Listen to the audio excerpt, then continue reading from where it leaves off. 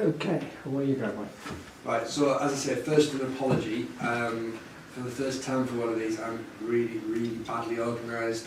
I did get started several months ago, but obviously, as we all know, life gets in the way, and we were on holiday a fortnight ago, and I was under strict instructions not to do anything while we were away, and it was our little boy's first holiday, so I came back Monday of this week expecting every night to be working, and then wasn't very well, and then planned to finish everything off last night, realised the train strike was this morning, and rushed to try and make other arrangements, ended up having to get a bus and a train to stay at my mum's in Darlington last night, and so, yes, this is how we are where we are. Yeah. So what I'm really planning on doing and proposing to do is, because it's such a skeleton presentation that I've got, is that this is kind of a bit of a dry run for what I'll do the finished version at Canterbury in April. So I'll give which is basically the first page of what the introduction is, and then I'm going to go in using what's on the website. Is it Ira David Wood, I can't remember. He's done the anthology of events. So I'm going to go. What I've done is I've got specific dates between September and November that I'm going to go into and comment a little bit on, and then after that we have a conversation about the different bits, and also look back on the presentations that I've done, and which dates way back to Oswald's childhood. So, to start off, did anybody watch Bodyguard? Yes. Yeah. Yeah? As I was watching that, and obviously discussing as it was going on with my wife, I think, to me, that's almost exactly what we always talk about in the way things happen, and how everything happens behind the scenes, and then the argument is always, oh, it's just some drama that's been written. My argument is always, well, if somebody can think those things up, the intelligence services are going to use those kind of people with those kind of ideas to do things in real life. So I wanted to bring it up because it's relevant to what I'm going to be talking about and what we're all going to be talking about. So I'll go back into the start. It's basically the first page, and then we'll go into the dates. So, in advance of the April 2015 conference, I started writing a paper that I thought would end up being a similar length to the previous presentations I've given at Canterbury. I had no idea at the time that it would take on a life of its own and expand to the point that it would take me another 3.5 years to complete. And it's still not complete. But such is the life of a Kennedy assassination researcher. Somehow, though, after 2 new jobs, moving house, 3 foreign holidays, getting married, and the arrival of baby Jack, and finally here today with the final part of Fingerprints of Intelligence, which isn't accurate, which is, as I've said, because it isn't finished. You remember the phrase comes from an interview Senator Richard Schweiker, Republican of Pennsylvania, gave following his work on the Church Committee in the mid-1970s. Quote, "We don't know what happened, but we do know Oswald had intelligence connections. Everywhere you look with him, there are the fingerprints of intelligence." In the first part of what has become a 3-part presentation, we looked at some of the most suspicious links Oswald had to intelligence activity, beginning with his childhood interest in espionage, moving into his youth where he was involved with the Civil Air Patrol, before joining the Marines in 1956 as a young adult. A strange thing for a Marxist to do. Indeed. We then moved on to talk in detail about Oswald's defection to the Soviet Union in 1959. Less strange, perhaps. Fake. The similarity of his situation to that of several other young men with a background in the US military. The journey he took across the Atlantic into Europe and how it was funded. His experience arriving and living in Russia, and his whirlwind romance and marriage to Marina. In part 2, we found the Oswalds returning to the United States in 1962 with surprising ease, given he was technically a traitor at the height of the Cold War. I talked in detail about the work Oswald did with military and intelligence-linked companies like Jagger Charles Stovall, and about the people he mixed with, including most prominently George de Mohrenschildt. We looked at the paper trail and logistics of Oswald's apparent purchase of the weapons that would supposedly be used to shoot at General Walker and kill President Kennedy and Officer Tippit. In most detail, we discussed Oswald's association with Guy Bannister and his behaviour in New Orleans during the summer of 1963. Today, in part 3, I'm going to look at the final 3 months of Oswald's life, from September through the lead-up and day of the assassination of the President and the death of the accused assassin in November. So, we're talking about starting in September 1963. The first main event that happens there is the supposed meeting between Maurice Bishop and Antonio Veciana in what's since been identified as the Southland Centre in Dallas. That's the event where Veciana goes to meet, pre-arranged, with Maurice Bishop, and there's a young man there that he identified as Oswald, but over the years the debate has been whether Maurice Bishop is actually David Atlee Phillips, and of course Veciana identified him as such last year.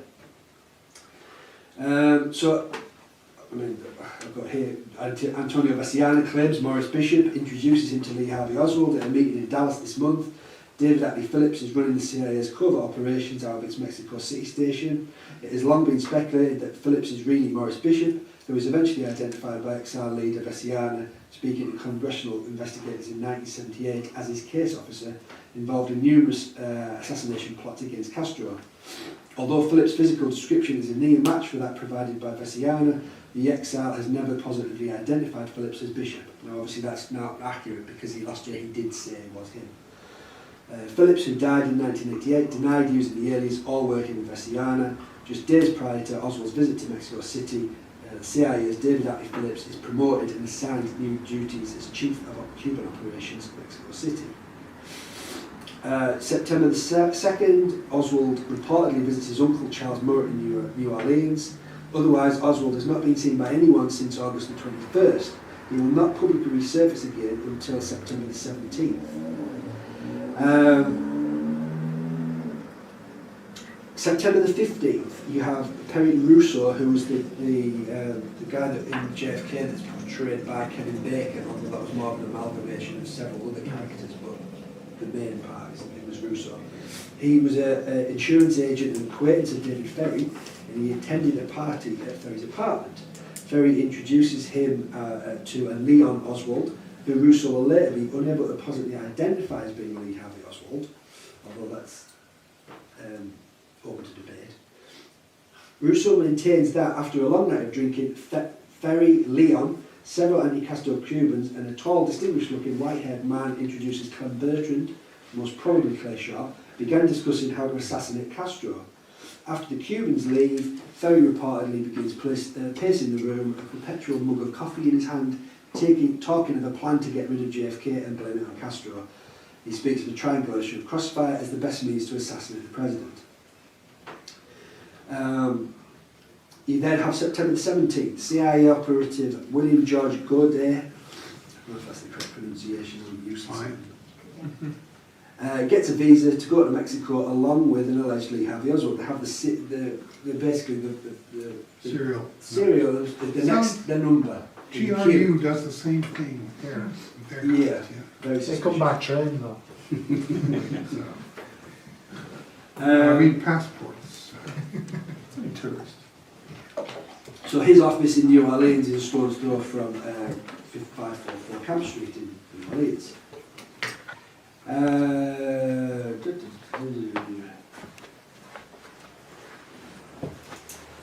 Right, so this is around the time where all of the dual sightings start, where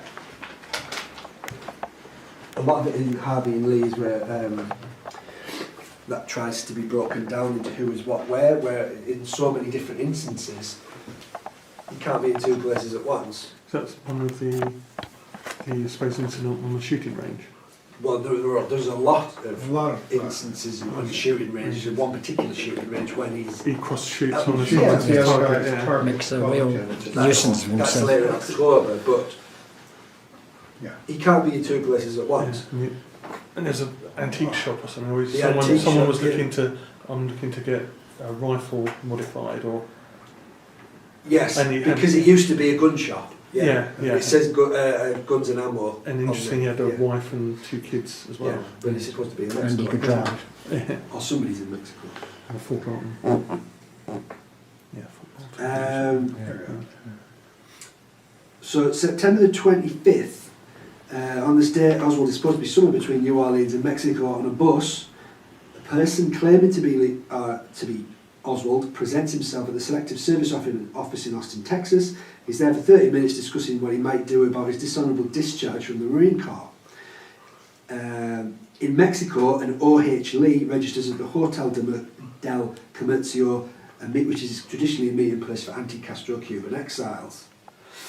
Sometime between 8 in the morning and noon, Oswald cashes a Texas unemployment check at a Winn-Dixie store at 4303 Magazine Street in New Orleans. So again, all these different places. On the bus to Mexico City, Oswald reportedly sits next to a man identified as Albert Osborne. Albert Osborne is really Jack Bowen, as he finally admits to the FBI.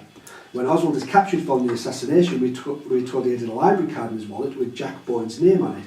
This card later disappeared from the evidence. Later, when 3 tramps were arrested in Dealey Plaza, immediately following the assassination, one of the names used by the older tramps will be Albert Alexander Osborne. He will also use the name Howard Bowen.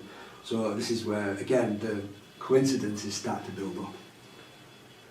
Now, They're economizing on false names. yes. Yes. Budget cuts. They don't make them like these. Right, now, September the 26th, Oswald's in Mexico, yet someone introduced as Oswald visits Sylvia Odio, a Cuban exile in Dallas. Oswald is also reported to be in New Orleans this day. One of the men accompanying Oswald is known only as Leopold. Leopoldo or something. Yeah, it's Leopoldo. The other guy says that American's crazy. Right, so Oswald reportedly on the same day is crossing the Mexican border. Following the assassination, the FBI will find a receipt from a Laredo, Texas store in Oswald's belongings. The receipt is for $32 worth of clothing. Right, so September the 27th, this is where Oswald's registered at the hotel. Sylvia Duran, who is who works in the Cuban embassy in Mexico City, says Oswald visits her office that day to apply for a visa. She calls the Soviet embassy and is told Oswald's application for a visa will take 3 to 4 months to process. Informed of this, Oswald gets angry. Duran has to call for help from the Cuban consul, who gets into a shouting match with Oswald and finally tells him to get out. All calls on the morning of the 27th of September are in Spanish. He mentions Odessa as a destination. Right, okay. So that's the 27th. The 28th, Malcolm, this is where the sports drone rifle range in Dallas is first mentioned. And the first guy that mentioned in the Warren Commission, this is Malcolm Price. He remembers helping sight Oswald's rifle in. Oswald, again, is in Mexico City. How can they both be in the same place? In Mexico City, Oswald comes back to the embassy, and it's a Saturday when the embassy is officially closed. After a brief session with officials there, he goes back to the Soviet embassy and suggests that the Soviet embassy in Washington might be able to resolve the impasse. A series of telephone calls between today and October the 1st are made by Oswald, or somebody impersonating him, to and from the Cuban and Soviet consulates in Mexico City. The CIA make tapes of these conversations. The CIA will eventually report that these tapes were routinely destroyed before the assassination. There are, however, FBI documents which contain detailed accounts of how 2 of the tapes were listened to after the assassination by FBI agents familiar with Oswald's voice. I'll come back to that in a minute. When Sylvia Duran testifies before the House Select Committee on Assassinations, she will emphatically state that Oswald does not return to the embassy on Saturday the 28th, and she does not call the Soviet consulate on his behalf on this day. Can I just? Yeah, of course. She was a Mexican, right? Yes. Mexican citizen. Yes. Working employed. Work employed in Mexico City in the Cuban embassy, yeah. Right, so same day, Sylvia Audio gets a call from Leopoldo, who was one of the guys that had come to see her, and asked what she thought of the American that had visited her. I didn't think anything, she said. Leopoldo then tells Audio that Oswald is an ex-Marine who is kind of nuts. Oswald has told the Cubans. Leopoldo claims that they didn't have any guts because Kennedy should have been assassinated off the Bay of Pigs. Some Cubans should have done that because he's the one who is holding the freedom of Cuba. Right. So did he also indicate that he was a bit of a nutter, a hard nut? Yeah, yeah. Yes, and that somebody should go and do it. He's gone loco or something. Yeah, but was he using the? I thought it was Leon. He wasn't using Oswald. No, Leopoldo is telling Leopoldo, Leon. yeah. Is telling, but Oswald wasn't using his name. No, during it was the American Leon. That was. Oh, that was he did say yeah. that, not She had Oswald. a surname for him. No, No. it was Leopoldo. I haven't got a note of it. Well, these are what they called war names. War names, exactly. So, Big macho. to go back to what's actually happening in Mexico City at the same time, both the Cuban consulate and the Soviet consulate are closed on September the 28th. Sylvia Duran has testified repeatedly on September the 28th, Oswald is not in the Cuban embassy, where there are voices alleged to have been overheard. Oleg Nechiporenko of the Soviet embassy is the chief source supporting the claim that Oswald is in the Soviet embassy on September the 28th. Yet he has stated on video that the telephone switchboard was closed on September the 28th and that there could have been no phone conversations on that day. The voice said to be Oswald is reportedly that of the first Kostikov intercept, and if so, not that of the Dallas Lee Harvey Oswald. Now, Kostikov is the consulate who is in the Russian embassy, who is actually the assassinations expert for the KGB. So the argument there is either was Oswald working for Soviet intelligence and that was some kind of setup, or was it being sold in that way by the American intelligence agencies as part of the cut out Blame it on the Russians. biography to make on the Russians. On the Blaming it on the Cubans. Russians, of course, as LBJ said, was the last thing he wants. Yeah. But it depends who's doing the planning for the assassination and what the plan was to put things in place. So again, the same day where all these other things are happening, this is where we go back to Mr. Price at the Sports Drone Rifle Range in Dallas. At that point, remember, Oswald is supposed to be driving a 1914 model Ford. He can't drive, doesn't have a driving licence. Now, not having a driving licence at that point, and in some cases even today, doesn't stop people from actually driving a car, the physical driving of a car. You might not be allowed to do it, see what people can do it. But he, a cop, apparently couldn't drive it. There's other examples later in that month into October where Ruth Payne's actually giving him driving lessons and his coordination's horrendous. He literally can't do it. Now, that's obviously relevant to whether somebody can fire a rifle as well. So September the 30th, Lee Harvey Oswald supposedly returns to the Russian embassy in Mexico City for a final attempt to get his transit visa. A guard, apparently unacquainted with Oswald's case, asks to who Oswald has spoken to previously at the embassy. Oswald explains that he has seen Comrade Kostikov on September the 28th. This is the detail about Kostikov. Now, although listed merely as an attaché consular office on the embassy roster, has been identified for some time as an intelligence officer for the KGB who specialises in handling Soviet agents operating under deep cover within the United States. The FBI has recently followed another Soviet agent from the US into Mexico and observed his contact with Kostikov.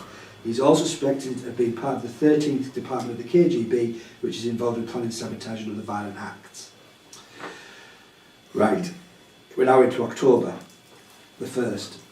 Today, somebody identifies himself as Lee Harvey Oswald, calls the Soviet consulate in Mexico City This individual indicates that he's visited the Soviet consulate at least once and inquires about the telegram the consulate sent to Washington, D.C., requesting more information regarding Oswald and Marina. 14 minutes later, the consulate receives another phone call. This time the caller identifies himself as Lee Harvey Oswald and asks about the telegram sent to Washington. Other evidence from the CIA and witness testimony indicates that the individual visited the Soviet and Cuban consulates on 5 or 6 different occasions. While the majority of the evidence tends to indicate that this individual was indeed Lee Harvey Oswald, the possibility that someone else is using Oswald's name during this time in contact with the Soviet and Cuban consulates cannot be absolutely dismissed. There's a memo from Hoover to James Rowley, who's the Secret Service chief. Quote, the Central Intelligence Agency advised that on October the 1st, 1963, an extremely sensitive source had reported that an individual identified himself as Lee Oswald, who contacted the Soviet embassy in Mexico City, inquiring as to any messages. Special agents of this bureau who have conversed with Oswald in Dallas, Texas, this is the day of the assassination, have observed photographs of the individual referred to above and have listened to his voice. These special agents are of the opinion that the above referred to individual was not Lee Harvey Oswald. And that's bloody Hoover. That's Hoover in a memo. Yeah. From the new cables and memos, it appears likely that the tapes are put on a special plane to Dallas on the evening of November 22nd, arriving at Love Field at 2:57 a.m. local time on the morning of the 23rd. Their unspecified agents listen to them and conclude that the voice on the tapes do not match that of the captured Lee Oswald. But later that day, a CIA cable mysteriously asserts that one of the tapes has been routinely erased prior to the assassination. Hard to listen to. Yeah. By the following day, the official story holds that all tapes have been recycled prior to the assassination. However, there is now enough in the record concerning the tape's existence that there is every reason to believe that these later cables in fact represent the beginning of the cover-up. Oswald allegedly departs Mexico City by bus on October the 2nd. He arrives in Dallas on October the 3rd. Then you get another phone call. An unidentified man phones the Soviet embassy in Mexico City at 3:39 p.m. speaking in broken Spanish, then English, saying he is looking for a visa to Russia. This man does not identify himself as Oswald. Again, as Oswald leaves Mexico at Nuevo Laredo at 1:30 a.m., Mexican records list Oswald's departure by automobile. The Warren Commission says that Oswald leaves Mexico by bus and arrives in San Antonio by 6:30 a.m. At about 6 p.m. on the same day, Oswald is reported to be in Alice, Texas, some 400 miles south of Dallas, 100 miles east of Laredo, and about 40 miles west of the Gulf city of Corpus Christi.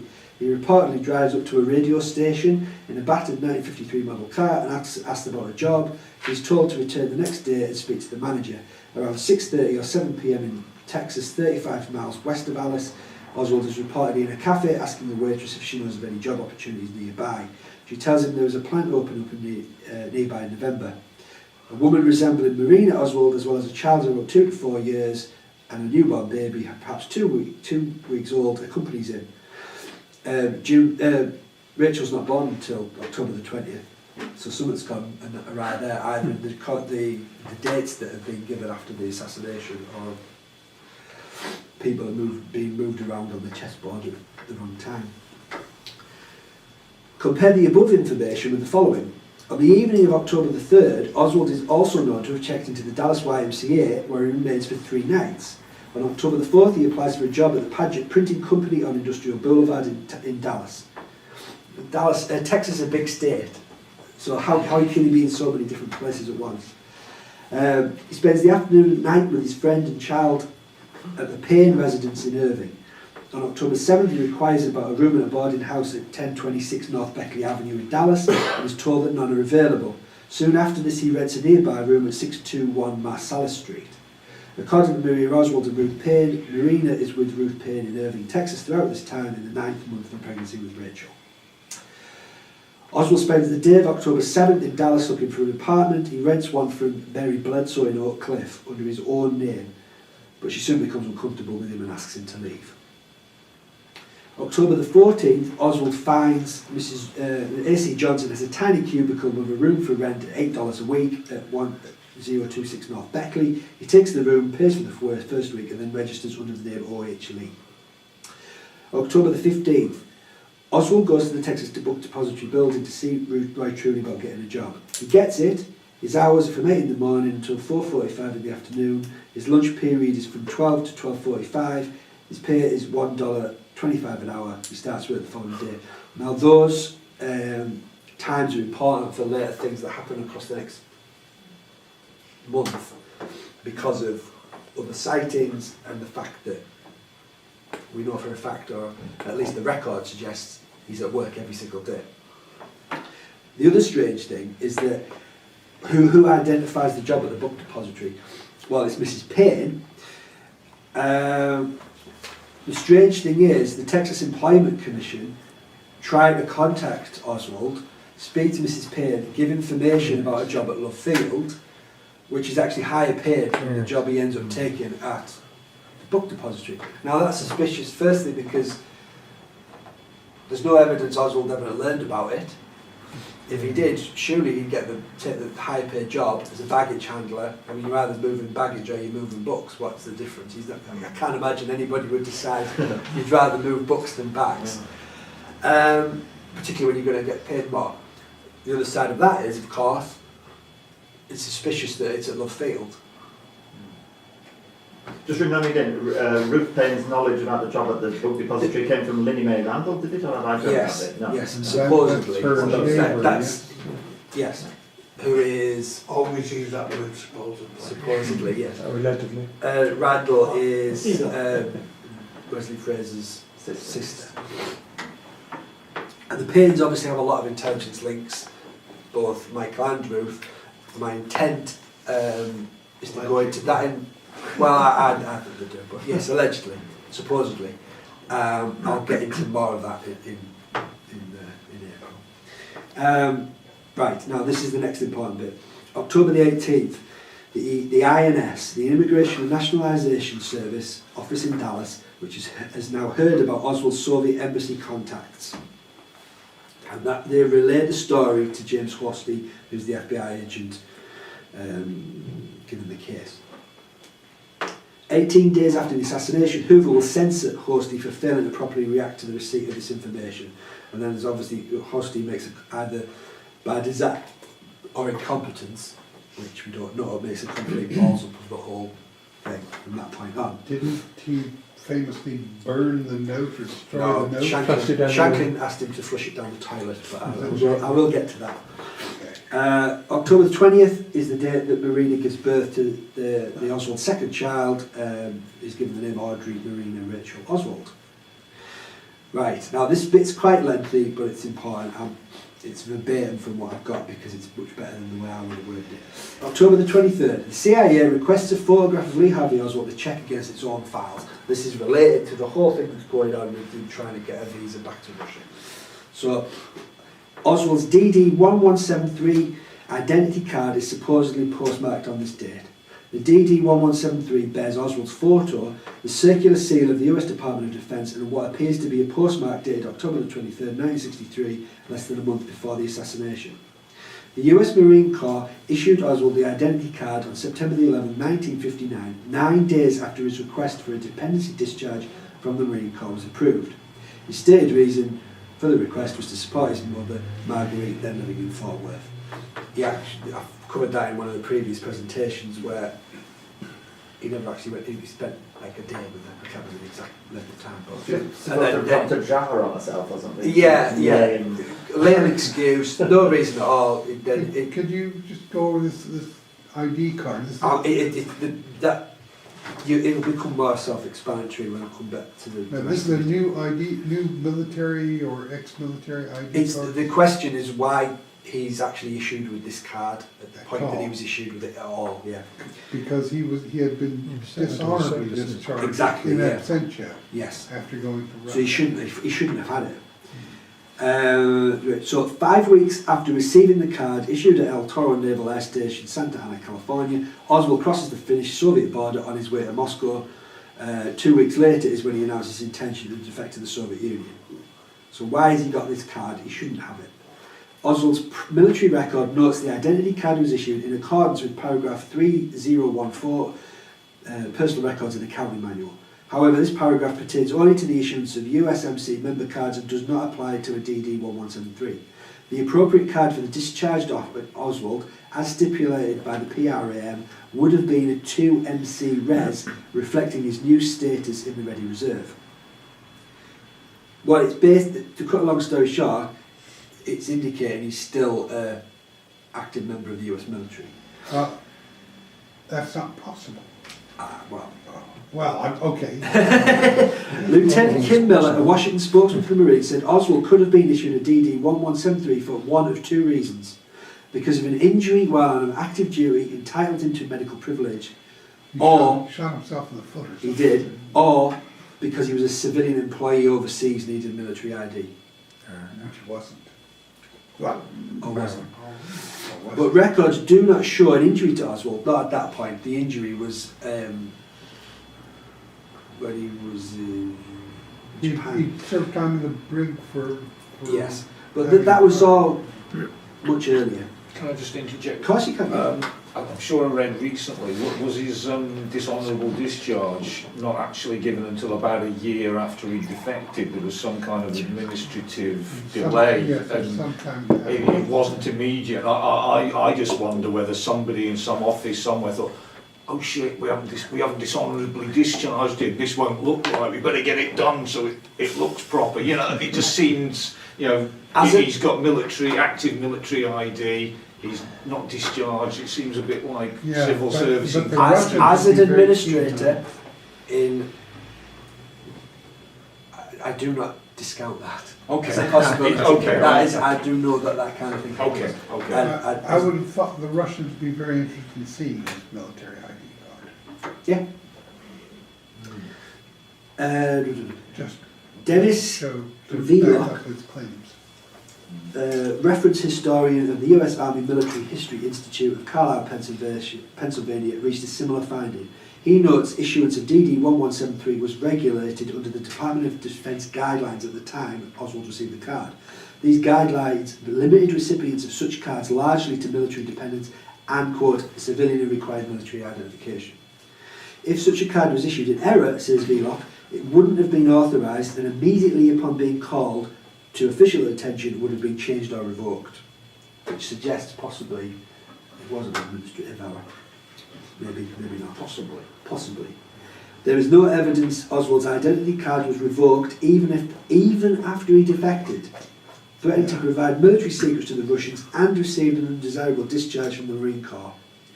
Oswald's card did not expire until December the 7th, 1962, when he was already back in the United States. Oswald's card will not be printed in the photographic evidence of the Warren Commission's report on the Kennedy assassination, but the head on the photograph of his head and shoulders on DD 1173 will be the same as two other Oswald photos included in the report. One is Warren Commission Exhibit 2892, identified by the FBI as a photo taken in Minsk. The Minsk photo has a white circular cut out in the lower right hand corner corresponding to the overlapping postmark on the Defence Department card. The Minsk contradiction: Oswald's trip to Russia occurred after the issuance of the DoD identity card was not evident to the Commission, apparently because the FBI did not make the card available to its members. There's a surprise. In December 1966, when the FBI finally released Oswald's Defence Department identity card to the National Archives, it arrived nearly obliterated by FBI testing. That's a quote. According to archivist Sue McDonough of the Civil Reference Branch. The colour, the image, the printing, everything is gone. You couldn't use it to show anything. Challenging the archivist's assertion, FBI spokesman Bill Carter of the Public Affairs Office in Washington asks, how does she know the FBI tested it? Does she have a report? Who else but the FBI could have done it? McDonough responds. She adds that there are no pictures of the card in its unobliterated state in the archives. According to assassination writer David Lifton, there is no mention of DD 1173 in any FBI testing reports he has received. These include non-published commission documents, FBI Dallas Field Office reports and FBI summary reports to the Warren Commission. The same photo of Oswald on DD 1173 also appeared in the Warren report on a phony selective service classification card found in Oswald's possession with the name Alex James Heidel, the name he supposedly used to purchase the rifle by mail order. It was the 112th Army Intelligence Group at Fort Sam Houston that notified the FBI that he was carrying a fraudulent selective service card. How the military knew this has never been explained. The Hidell card with its photograph of Oswald was one of two major links between Oswald and the assassination weapon. The other is a photograph known by its commission designation of 133A, allegedly taken of Oswald brandishing the weapon in the backyard of the home in the Oak Cliff area of Dallas. The 26-volume Warren Commission publication acknowledged the existence of the DoD identity card in only two places: Oswald's military record and the report of FBI agent Manning Clements, who listed the contents of Oswald's wallet on the night of November 22nd, 1963. Now my question is which wallet? Because I think there's about three. After the Army intelligence tip, Clements cited both the DoD identity card and the Hidell card. Clements' report, however, did not reveal that the two cards had the same picture or that the DoD identity card had a photo at all. The October 23, 1963 postmark on Oswald's DoD identity card is a further enigma. If found, drop in any mailbox. The card's reverse side instructs. It then tells the postmaster to return to the Department of Defense, Washington 25, DC. Robert Blakey, former General Counsel of the House Select Committee on Assassinations, considered the possibility that the card was lost, dropped in a mailbox, postmarked and delivered to the Defence Department. In that case, says Blakey, the defence would have had to have given it back to Oswald.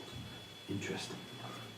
Now, I think for the whole thing of this identity card, Wesley Liebler, an associate counsel of the Warren Commission, expresses similar surprise at the convolutions of Oswald's mysterious ID card. Quote, "This is all new to me," he says. "Two things seem odd. The picture identified as Oswald in Minsk and the postmark on the defence card. The postmark implies the Defence Department either mailed it back to him or gave it to him at some time." So is this some rogue person sending it back in the post? As like you said, perhaps that could be a rash situation, sending it back to somebody in the post when they've realised something's gone amiss, or is it something more suspicious? When is the postmark, Alvin? Do we know what the date of the postmark is, when it was actually posted to 23rd of October. 63? Yeah. Posted back to Oswald, Yeah. presumably. Yeah. Okay, so that suggests therefore, and this is the Department of Defence ID card, so Yeah. that suggests that he's having it sent back to him a month before the assassination, verifying his military bona fides. That's the suggestion. Researcher Paul Hodder of Berkeley, California, attempted to discover the significance of Oswald's DD Form 1173 as early as 1974. He says the House Select Committee Assassinations attempted to deal with the possibility that Oswald had been working with the US government after he left the Marines. But as far as we know, they didn't deal with this card. It may have been the missing element. I'm going to dig into this in much more detail after I've finished the whole thing up to thing, because I think it's obviously an important point. It may well have been covered in other areas by other researchers since, and it could all be a red herring, but it seems important. It doesn't sound like it. No. Right, October 25th, 1963. A new bulletin comes to the FBI from New Orleans. Another agency has notified the FBI that one Lee Harvey Oswald has been in contact with the Soviet embassy in Mexico City sometime during the early part of this month. This information spurs Agent Hosty, because he's already been in contact with INS, to renew his efforts to locate Oswald, for there now seems to be the possibility of Soviet intrigue. October the 30th, Hosty is in Irving, Texas, looking at the 2515 house at 5th Street in an attempt to locate the whereabouts of Oswald. Also living on the same street is Bill Simmons, one of Jack Ruby's musicians. His address is 2530 5th Street. Hosty begins his inquiry by going to the house next door. A woman named Dorothy Roberts is at home. Hosty greets her and does not tell her he's an FBI agent. Instead, he disguises his identity and purpose. Mrs. Roberts proves helpful. She says her next door neighbour is Mrs. Ruth Payne, the wife of Michael Payne. They are not living together, for they have recently separated. Michael is an employee of Bell Helicopter in Fort Worth, and Ruth is a part-time teacher of the Russian language at St. Mark's School for Boys in Dallas. October the 31st, Hosty's making further attempts to locate the whereabouts of Oswald. He does a background check on Ruth and Michael Payne by calling the Sheriff's Office, the local police department, the Sheriff's Office and the local police department, the helicopter company and the credit bureau. He finds out that there are no criminal records on the Paynes, Michael is a research engineer with security clearance at Bell Helicopter. Ruth is classified as a housewife, and they are reputed to be good, responsible citizens of their community. November 1963. The first. This is the date of an FBI airtel from Hosty. Hosty receives it from San Antonio, to which he will respond 14 days from now. Right-wing subversives are Hosty's FBI specialty. Right-wing subversives. So why is he chasing around after a left-winger? Because he's the guy on the ground? Well, it seems a little odd. The subject of the exchange of airtels is John Thomas Mason. MASCN? MASEN, yeah. Husty is also directed to begin searching for George Perrell. He subsequently goes to Ruth Payne's home just outside Dallas, where Marina Oswald is staying. Husty's stated aim is to interview Mrs. Oswald as a, quote, Soviet immigrant in this country who could conceivably be here with an intelligence assignment. Husty speaks briefly to Marina Oswald and to Ruth Payne. There will be eventual testimony from Marina and others that Oswald becomes irritated that the FBI is contacting his family. Soon after the assassination, Hosty's name, licence plate, number, telephone number and an office address will be found in Oswald's address book. The FBI will initially conceal this information from the Warren Commission. Agent Hosty will eventually be censored by the FBI for his handling of the whole case involving Oswald. November the 5th, Hosty visits Payne's house again to check on Oswald. Ruth Payne says that she considers Oswald to be a very illogical person. She says that Oswald has told her that he is a Trotskyite communist. She's more amused than upset. November 7th, Oswald visits the FBI's Dallas office. He leaves a note for Agent Hosty. The receptionist, who glances at the note, recalls it stated, "Let this be a warning, I will blow up the FBI and the Dallas Police Department if you don't stop bothering my wife." Hosty, meanwhile, remembers the message reads, "If you have anything you want to learn about me, then you come talk to me directly. If you don't cease bothering my wife, I will take appropriate action and report this to the proper authorities." So that's like... That sounds a little Much more like realistic. what Oswald would have said. Yes.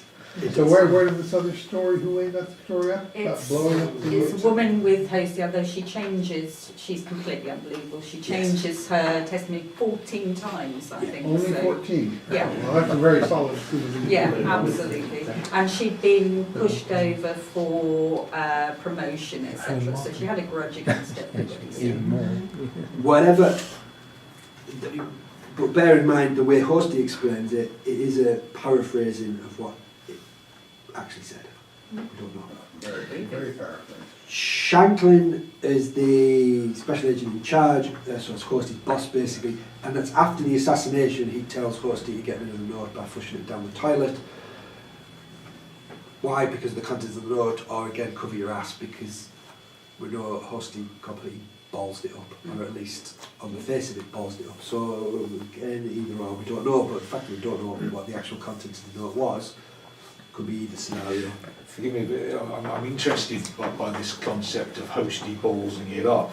In what context did he actually balls it up? Did he balls it up because he didn't get the assassin of the president locked up, or did he balls it up because he didn't work out that actually Oswald was an agent trying to infiltrate the assassination and should have assisted him, or what, or both? Okay. But he didn't really report it. He didn't take it seriously He didn't enough. take it seriously.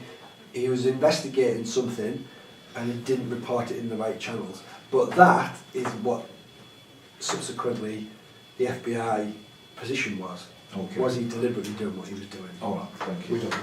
And do we have a date, did he say, for the destruction of the note? It's after the assassination. Yeah. The same day or the day after or something? I can't remember. It may well have been the same day. But as soon as they identified it, he goes... Because I can remember that there was it a Warren Commission testimony, or was it something later where we... HSCA it came out. It wasn't until the It's 70s where that we discovered Ruth about Payne it.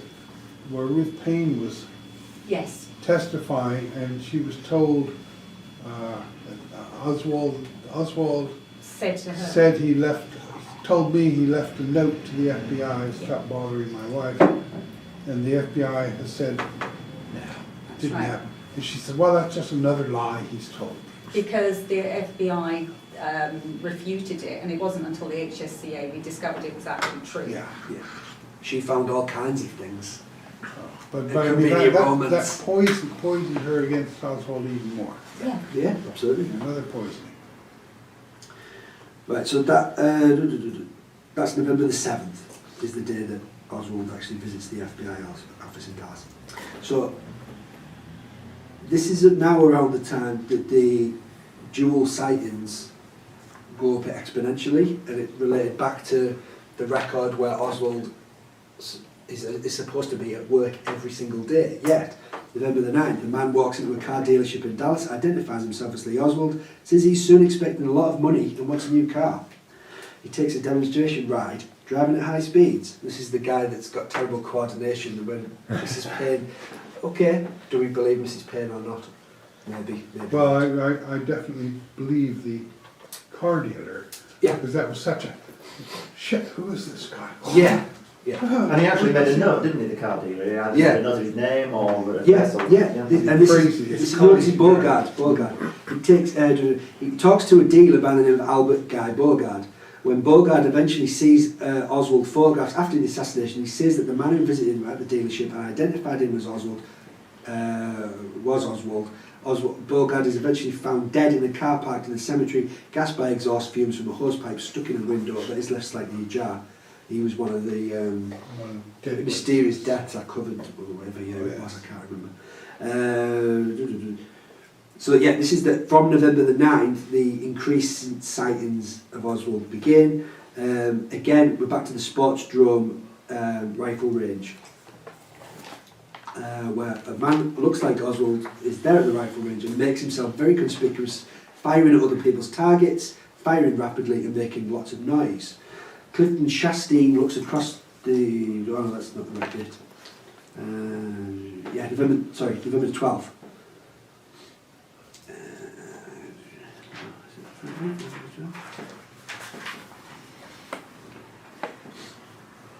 Oh no, this is the bit where Following the assassination, Dallas Special Agent in charge Gordon Shanker will order Hosty to destroy the note, which he does. Shanker will later deny knowledge of the note. The Assassinations Committee will note in 1979 that it regarded the incident of the note as a serious impeachment of Shanklin and Hosty's credibility, adding that it was not possible to establish with confidence what the note's contents made. William Sullivan will eventually say that Hoover ordered the destruction of the note. I can't prove this, but I have no doubt about it. Right. So we're now getting towards the week. No, that's not that point either. I'm getting a bit confused now. Right, back to the Sports Drome rifle range in Dallas. Several witnesses observe Oswald firing a 6.5mm Italian rifle with a full power scope with remarkable accuracy. He takes all shell casings with him when he leaves the range. The witnesses have seen the same rifleman at the target once before firing the same rifle. Witnesses will recall that this man returns to the range on both November 20th and November 21st. In their book, Oswald Talked, researchers Ray and Mary LaFontaine maintain that this is the day, Saturday, that Oswald provides the Bureau with his last known pre-assassination report. This is the argument of obviously that Oswald's giving everybody information, every different agency that he's got involved with, so he's an FBI informant, but nobody knows whether he's infiltrating an assassination or... There's proof that Oswald was definitely elsewhere on those days. Yes, exactly, yes. So one of the things that has always been discussed is that there's no actual evidence that Oswald practiced with his rifle at all. No. So who was this other guy? He looked like Oswald and behaved obnoxiously and picked up his shell casings, presumably to use later in the Texas school book. Right, possibly, yeah. Absolutely. And that Or goes... something. Yeah. Who collects their shell casings? If you reload your ammunition. Yeah, you would. Yeah, I would. Yeah. But that's where the dent, the shell casing, one of the shell casings found on the sixth floor, That's is that it was a mentioned. reloaded. Well, no, Shell. it was used, practicing ejection many times. Yeah. And But again, it plays into making this character more conspicuous, more unusual, isn't it? Who else picks the case and goes, Yeah. no one? Sticks in the memory. doesn't it? But anyway, we know that somebody practiced with a Carcano rifle right before the assassination, and was very conspicuous in doing so. Conspicuous in being very accurate. And very, which is interesting because the Carcano was not particularly accurate, in that it was misaligned a bit, and Yeah, that kind of. yeah. Yeah. The same gun that the FBI wouldn't even test until they'd had it completely sort of cleaned Yeah, out. that's So what we it did. was Shims. sort of- Rebuilt. Yeah. I took it, I had shims underneath the sight But- of it, but- because it was fine. As it was, I think when it was found to be off by, I don't know, that much. High and right. Meters or It was something. shooting high and right. And one of the arguments from single shooter people is that it was a fluke and that he was a terrible aim, but because of Because that, the right Compensated. compensated. He's really trying to assassinate Jackie Kennedy. Yes. I can't. On instructions from George de Morenshield for reasons we will never know. So November the 16th, the story of this FBI interview was actually reported in the Dallas Morning News after the assassination. Oswald interviewed by the FBI on November the 16th. This account by Dallas Morning News staff writer James Ewell will appear on Sunday November the 24th, the same day Ruby will shoot Oswald in the basement of the Dallas police station. The article begins with the following. Lee Harvey Oswald, charged with murdering President Kennedy, was interviewed by the FBI here in Dallas 6 days before the Friday assassination, but word of the interview with former defector to Russia was not conveyed to the US Secret Service and Dallas Police, reliable sources told the Dallas News Saturday. An FBI agent referred all inquiries to agent in charge Gordon Shanklin, who could not be immediately reached for comment. Ewell will eventually reveal that his reliable sources, the DPD chief Jesse Curry and his police intelligence unit. So that goes to the whole idea that Hosties messed it all up by being, maybe he's not being the person doing the interviewing, but should have been aware of it, and the information wasn't shared. So, yeah, go ahead. A bit of a naive question. Are there any notes or records of these interviews and what was actually discussed? This interview 6 days before the assassination. Are these the notes that were part of the notes that were destroyed, or Hosty wasn't involved, or? I've never seen any actually in documentation because I've done lots of research into Yeah. Hosty. He talks about it in his autobiography, but I don't think we've actually ever seen any physical evidence. Okay. Right, November the 17th, so this is the day after that supposed FBI meeting. FBI overnight code clerk William Walter in New Orleans maintains that he received an Airtel alert from FBI headquarters in Washington about, quote, a threat to assassinate President Kennedy November 22nd, 23rd in Dallas, Texas by, quote, a military revolutionary group. Instructions in the teletype include contacting infiltrators in local racist hate groups. The original Airtel and all copies will disappear shortly after the assassination. Word of the teletype will not leak until 5 years after the assassination. Upon receiving the teletype, Walter said under oath, I immediately contacted the special agent in charge who had the category of threats against the president and read in the teletype. He instructed me to call the agents that had responsibility and informants, and as I called them, I noted the time and the names of the agents that I called. That all took place in the early morning hours of 17th of November. So that's the day after the idea that Oswald had his last briefing with the FBI. We've got the word in the teletype here actually. Urgent, 1:45 AM, 11/17/63. All special agents in charge from the director. Threat to assassinate President Kennedy, Dallas, Texas, November 22nd, -23, 1963. Miscellaneous information concerning. Information has been received by the Bureau, and the Bureau has determined that a militant revolutionary group may attempt to assassinate President Kennedy on his proposed trip to Dallas, Texas, November 22nd.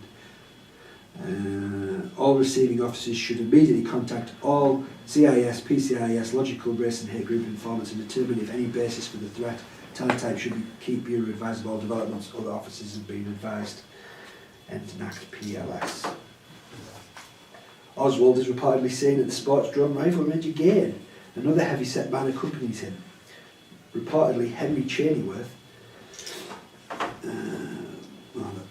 While firing at the range, Oswald shoots at a target which isn't his own. Garland Slack, the man whose target Oswald shoots at, complains to the rifle's owner, Mr. Davis. Davis then confronts Oswald and tells him to shoot at his own target. Slack remembers Oswald was rapid firing and staying at the range for approximately 2 hours. Slack also remembers that the rifle used by Oswald at the sport drum was not the rifle later identified as being found in the book depository. What's the date for that one, Bob? Is there a date? Same day, 17th. And how did you make that identification difference? I mean, a completely different rifle or just another Carcano but slightly different? Didn't get that information, it just said it was different. So it could be a misidentification. It doesn't use the word Mauser, but... I mean, we could presume that if the guy's at a rifle range, he might know rifles, so he might. Yeah, so argument, you know, he would know it wasn't it wasn't a Carcano. I mean, was it because it had a different strap attached to it or something? Yeah, but interesting. You know, Yeah, that detail would be pretty helpful, but Maybe you have better capabilities or... Possibly. Yeah, it could be just a different model of Carcano or a completely different rifle. maybe it was semi-automatic. Could have been an M15. That's from, M1 carbine, that's, M1 grenade. it's from Harvey and Lee. So Rapid fire. It would have You to, wouldn't get rapid fire with the Carcano, would you? No. Not unless you're Lee Harvey Oswald, of course. It needs semi-automatic, keep pulling the trigger. Yeah. Yeah, one round per pull of the trigger. Faster than a bolt action, isn't it? Yeah, Still, much faster. Yeah. Yeah, even I mean the Enfields are very fast because of the construction of the bolt and that, Okay. and then because in the early stages of the First World War, when the British Expeditionary Force first met the Germans' army at Mons, the Germans thought they were up against machine guns. The British were firing so rapidly. Interesting, yeah. I'd heard something like that before, actually. Yeah. Okay, sorry. no, it's fine. I was just thinking, was Mick Shannon's celebration, we used to do the arm, wheeling the arm around, I don't know if that's related to it. But it's fast, rapid, fine. By the third week of this month, November, records indicate that Oswald has been working continuously at the Texas School Book Depository 8 hours a day for over a month without missing a single day of work. How reliable is that? We don't know. If some involvement in the book depository, the management is involved in the assassination in some way, then they may well forge the The records. only way they can be sure of that is, in those days, you The punch card. Punch card, exactly. Time, yes. time check and So it's quick unlikely. time you punched in. You didn't have to. Huh? Didn't have to at the book depository. Really? Well, how do they know he was there? Exactly. Oh. Absolutely. Yeah, the revival, Mr. Truly, I suppose. So either he was there or he was made to look like he was there. Okay. I mean, I know I once worked in a warehouse where they had a punch card. By God, you had to punch in. I was thinking of the Well, you didn't Flintstones get now. paid. They just did it on I don't- trust there. November the 20th, you've got two individuals believe they saw a person resembling Oswald firing a similar rifle at another range near Irving. Again, he's supposed to be at work. Oswald leaves his rooming house at 1026 North Beckley this morning, boards a city bus and shortly thereafter the rest of work. Oswald reportedly has breakfast at the Dobbs restaurant in Dallas this morning around 10 a.m. Oswald orders eggs over light and complains that the eggs are cooked too hard. Still he accepts them. This testimony comes from Mrs. Dolores Harrison, a waitress at the restaurant.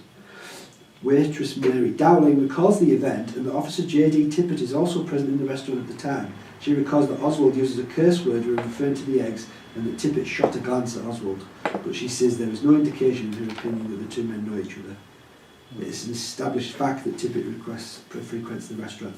Now, again, could be a coincidence, but what struck me when I first started researching this 4 years ago, Oak Cliff, I mean, I know I haven't been, a lot of you guys may have been, I know people within the wider DP UK community have all been, it's all so close together. It is. Yeah.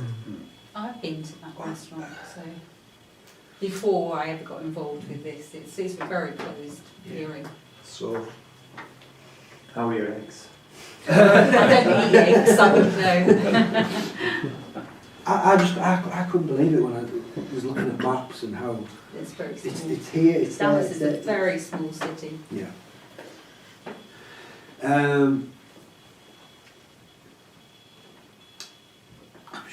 Right, I did have a bit earlier on and covered it, is that the whole Warren Commission argument about it was unusual for Oswald to go back on the Thursday night.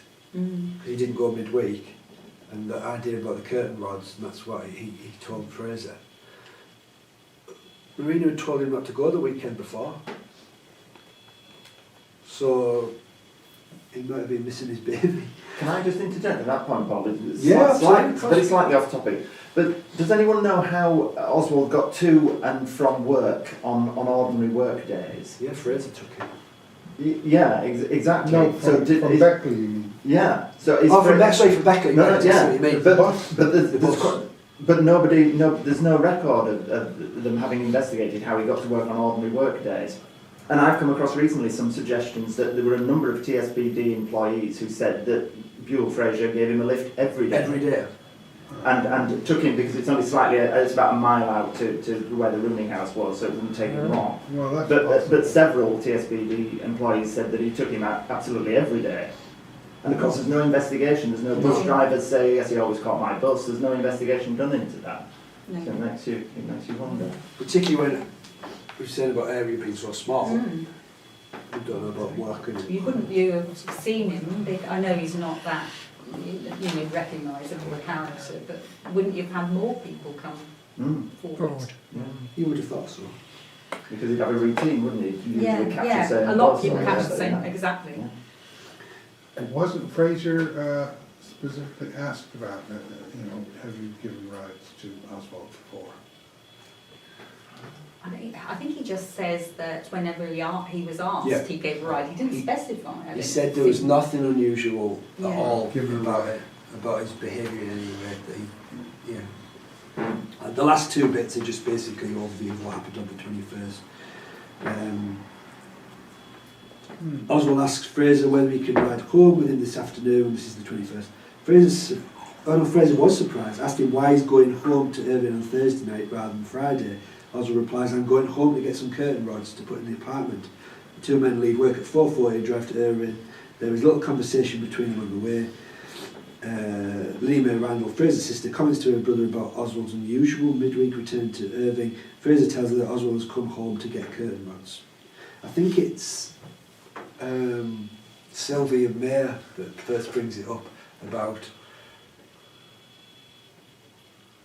like a macho response to something, like somebody who might miss his family and he's just saying, well, I'll just go and get curtain rods, rather than saying, well, I didn't go last weekend, didn't see them, so it does talk about, I think they were supposed to have an argument on the night, Marina. It was the Lee. argument about they discovered that he was registered under OHD, but Yes, you know that in at the time. the rooming house, yes. Yes, Which so is when tried they to phoned phone, up, hadn't she? Yes. when he phoned up, they said Ruth phoned up. They said the woman said there's nobody here of that name, and that's when Marina got angry, thinking, oh, he's into his lies and foolishness again.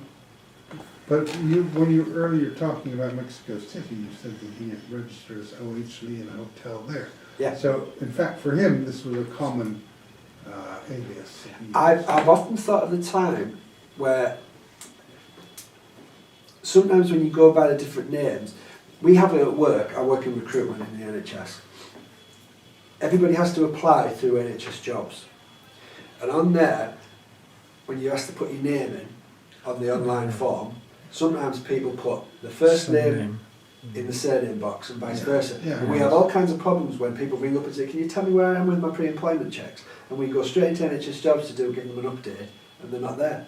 And the first thing I always say to my team is, think outside the box, search the other way around, first name and surname, etc. And that comes up.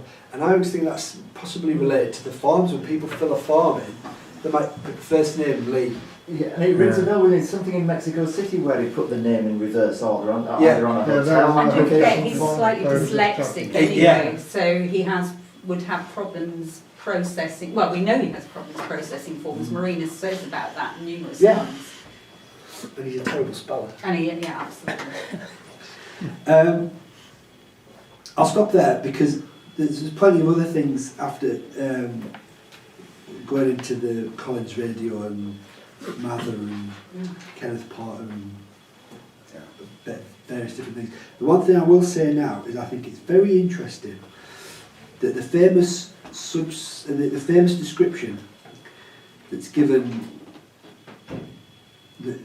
the Warren Commission defender says the reason that Tippett stopped Oswald, the All Points Bulletin, which is the description by an unidentified witness within 15 minutes of the assassination, which states, quote, is 5 feet 10, 165 pounds. 5 feet 10, 165 pounds. Very, very specific. In about 30 years of age. Yeah. 5 feet 10, quote, this is that quote, 5 feet 10 inches, 165 pounds is the description of Oswald sent by the CIA at Mexico City on October 10th. And he was white.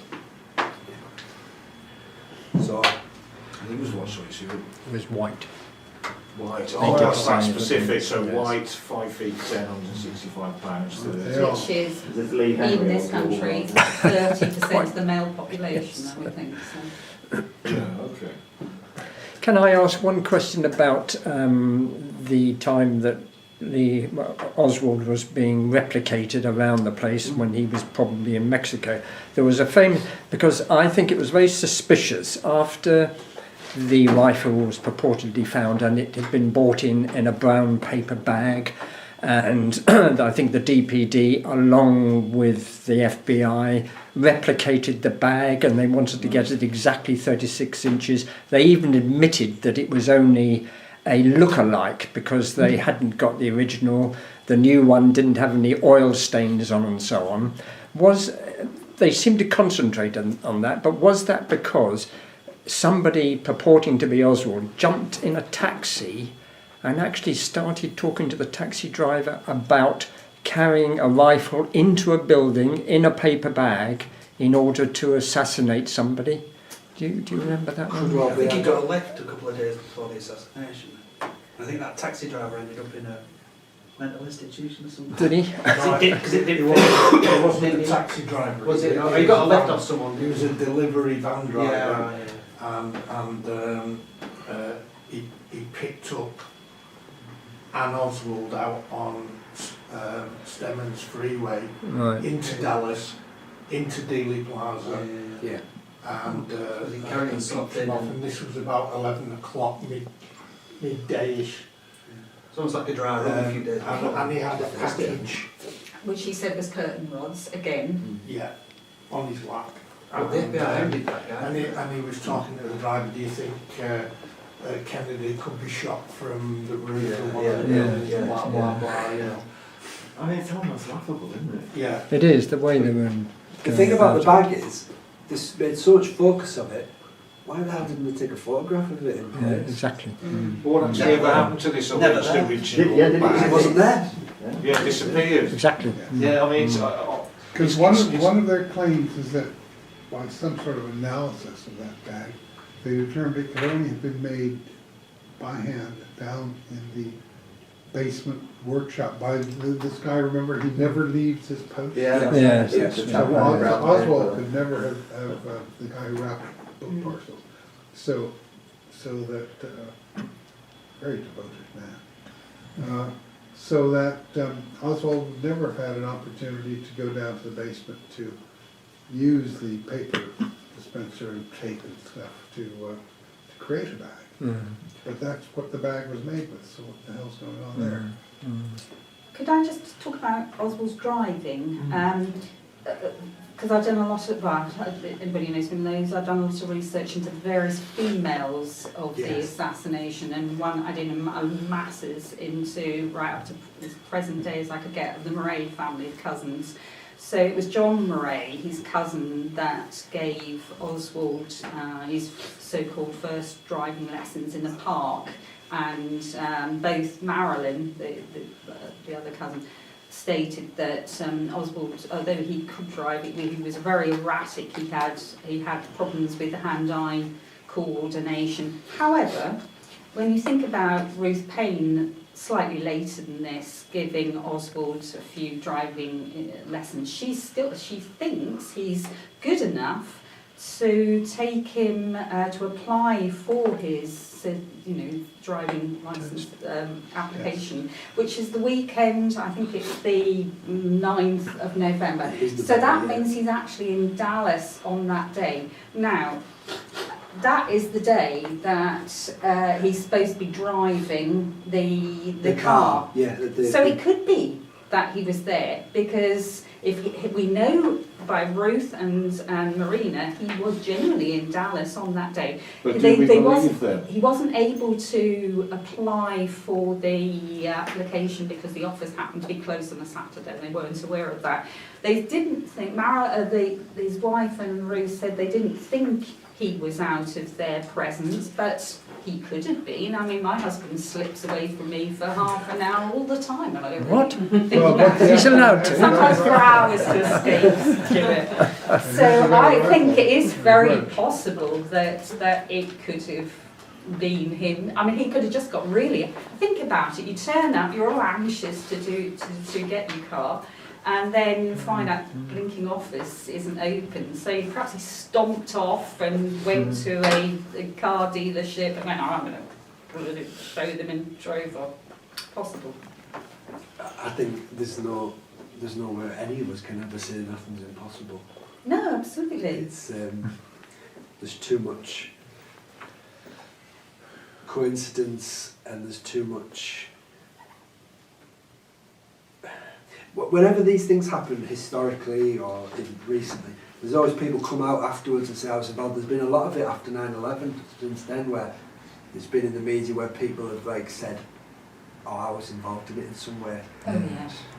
So I don't discount a lot of these things where people, after the fact, said, "Oh yeah, I saw him firing a gun at this rifle range, and I saw him here, I saw him there." Some of it's mistaken identity, perhaps. Some of it is boasting.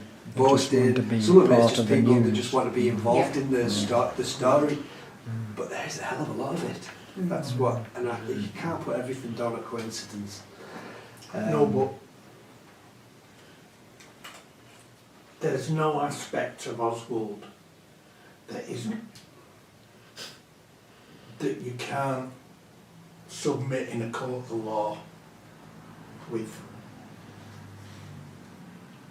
There you are, Your Honour. There's your proof of this. No, and that, absolutely. and whatever. Yeah. Everything is ambiguous. Did Oswald, the guy that we know as Lee Harvey Oswald, did he go to Russia? There's a lot of early authors that produced photographs of Oswald with Marina in Minsk. And Marina, I think, is something like 5'2", 5'3", something like that.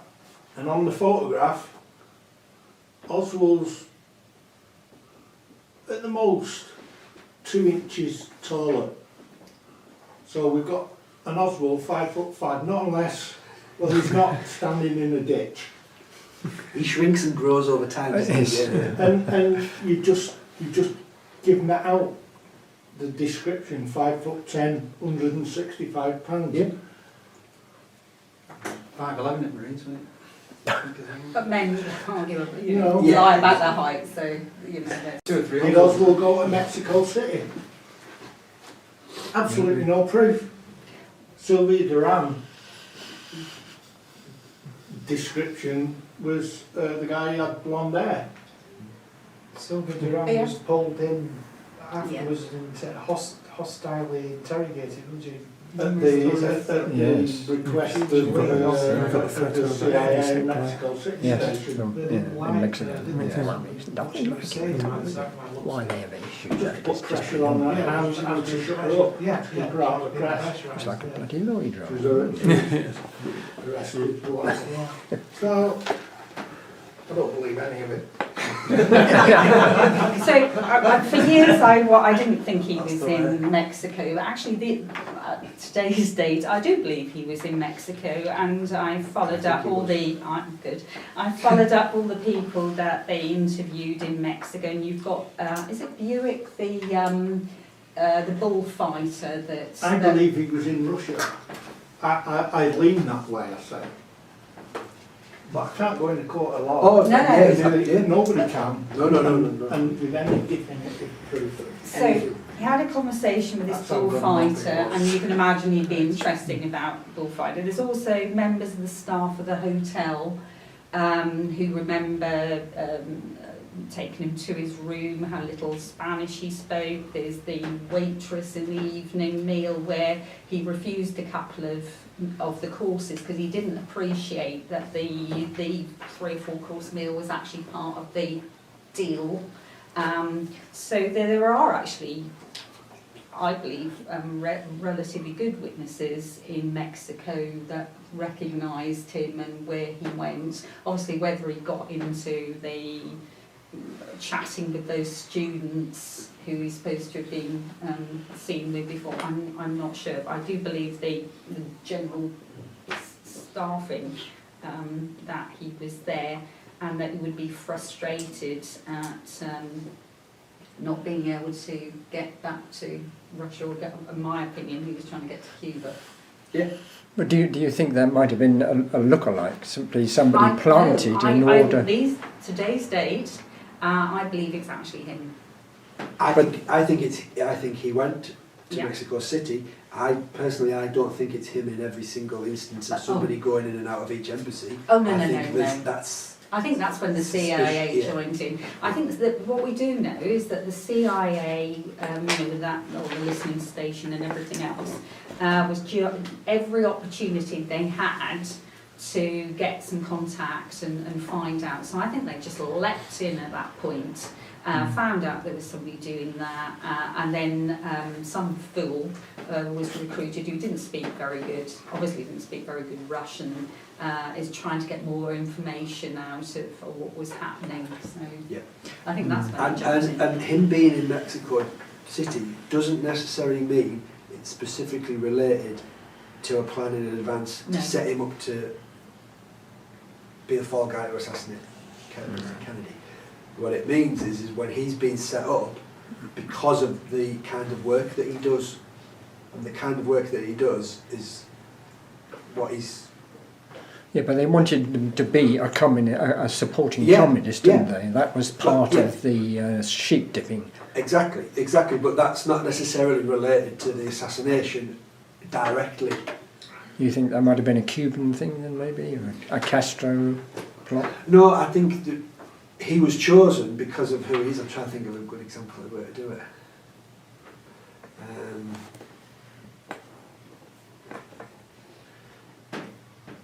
If you're trying to sell the assassination as being a right wingers have done it, but they make it look like left wingers have done it,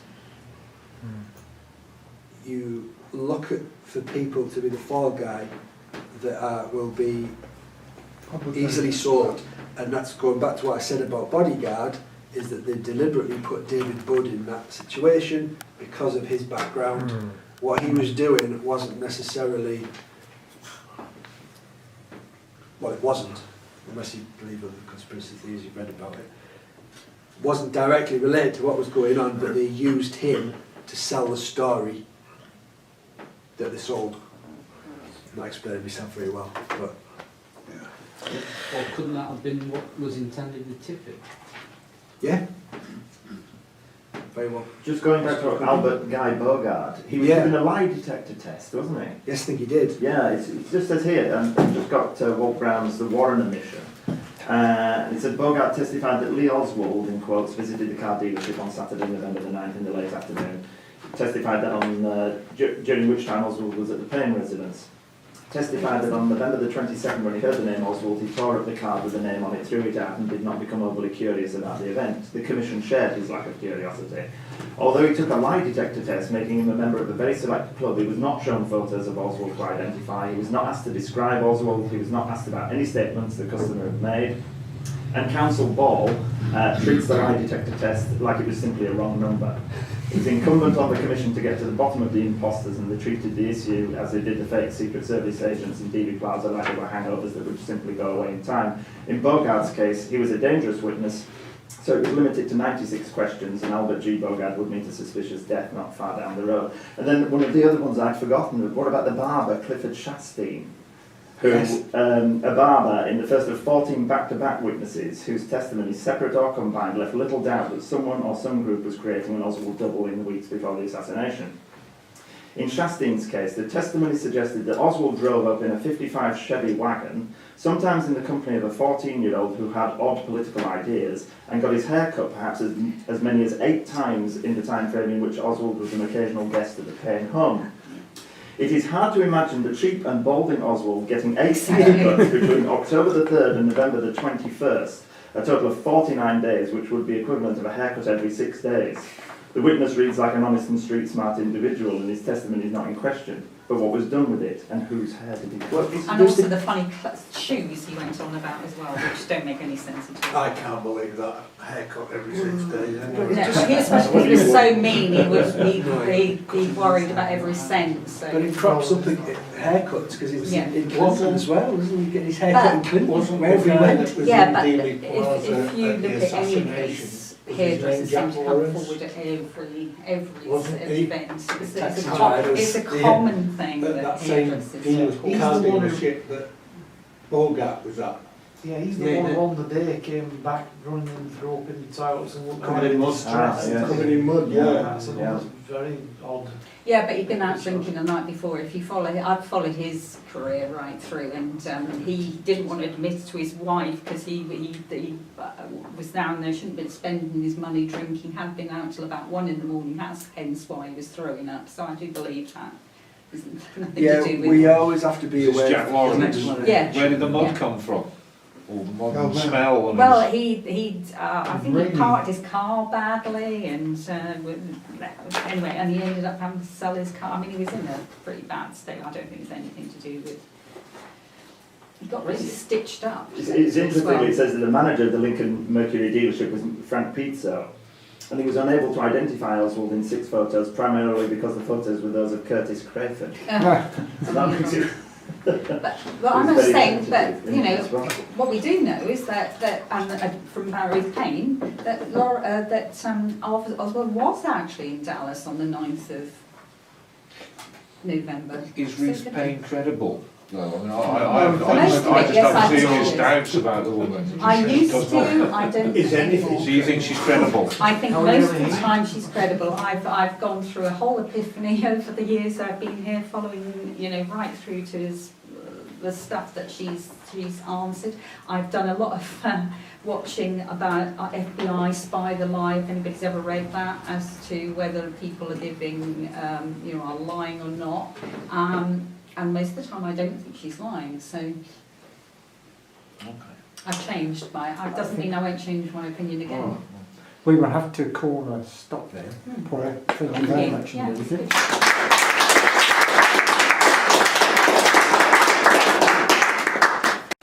Okay, boy. Okay, hello everyone. Yeah, just as we were going through the auction books there, I think it was Gina mentioned it to last night, but I'd ordered Bloody Treason in 2000 at Amazon.com before I even realised there was an Amazon.co.uk, and I got the notification that it had been shipped, but it was about 3 weeks later and it still hadn't arrived. So I emailed them and I said, I haven't got the book. And the guy said, well, it'll cost too much to ship again if you receive it. So he said, we'll send you another copy. So he sent the copy, that arrived, and of course after the original arrived. So being honest, I said, well, I'll send it back and with the money. And he said, no, he said, because it's such a thick book, it's not worth it. So I ended up donating it to the library, and I've just looked there, and it's on eBay, the prices that it's going for. It's like, well, they're all over $100. Yeah. So I was a bit no-go. Anyway, right. Before I start, I want to give full acknowledgement to the work of John Newman, Anthony Summers, and particularly Ira David Wood III's fantastic JFK assassination chronology. The last couple of presentations I've done, last year at Canterbury and then at York in September, I started with an apology. To say that I'm sorry that the paper I started ahead of the 2015 conference here isn't complete. Unfortunately, I'm going to continue with that tradition today. I've simply found the subject material too vast and my spare time too limited to do it the justice it deserves. I was up till 1 o'clock this morning as well, trying to tidy bits up, and I think I've probably muddled things with the dates, so bear with me if I've got some mistakes. I'm sorry about that as well. So it's still not complete to my satisfaction or the standard I'd like to present to you all, but I'll do my best. I had no idea 4 years ago that choosing to take on Oswald's background would result in a presentation much longer than anything I've produced in the past. On the mysterious deaths of witnesses, on the Daltex building, and on President Kennedy's clothing, and the sounds people in Dealey Plaza reported they had heard during the shooting. I had no idea at the time, but at the time Canterbury 2019 came around, it would still be a work in progress. But such is the life of a Kennedy assassination researcher. Life gets in the way. 2 new jobs later, 3 foreign holidays, getting married, and the arrival of baby Jack, who will be 3 in July.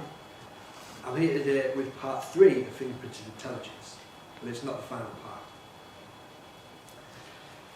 You'll remember that phrase comes from an interview Senator Richard Schweiker, a moderate Republican senator from Pennsylvania, gave following his work on the Church Committee in the mid-1970s. He said, quote, "We don't know what happened, but we do know Oswald had intelligence connections. Everywhere you look with him, there are the fingerprints of intelligence." In the first part of the multi-part presentation that's taken a whole life of its own, we looked at some of the more suspicious links Oswald had to intelligence activity, beginning with his childhood interest in espionage, moving into his youth, where he was involved with the Civil Air Patrol, before joining the Marines in 1956 as a young adult.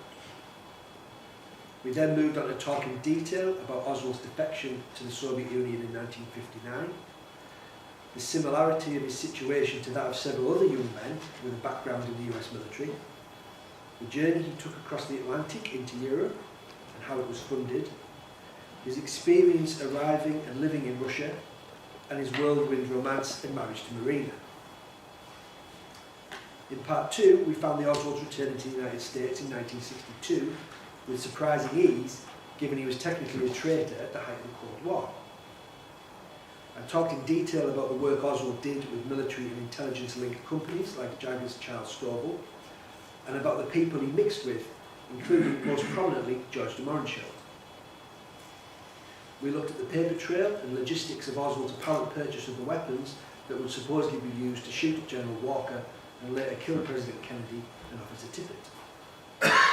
In most detail, we discussed Oswald's association with Guy Bannister and his behaviour in New Orleans during the summer of 1963. Like most people on our side of the fence, I think it's likely that that period is key to understanding what would happen that fall in Dallas.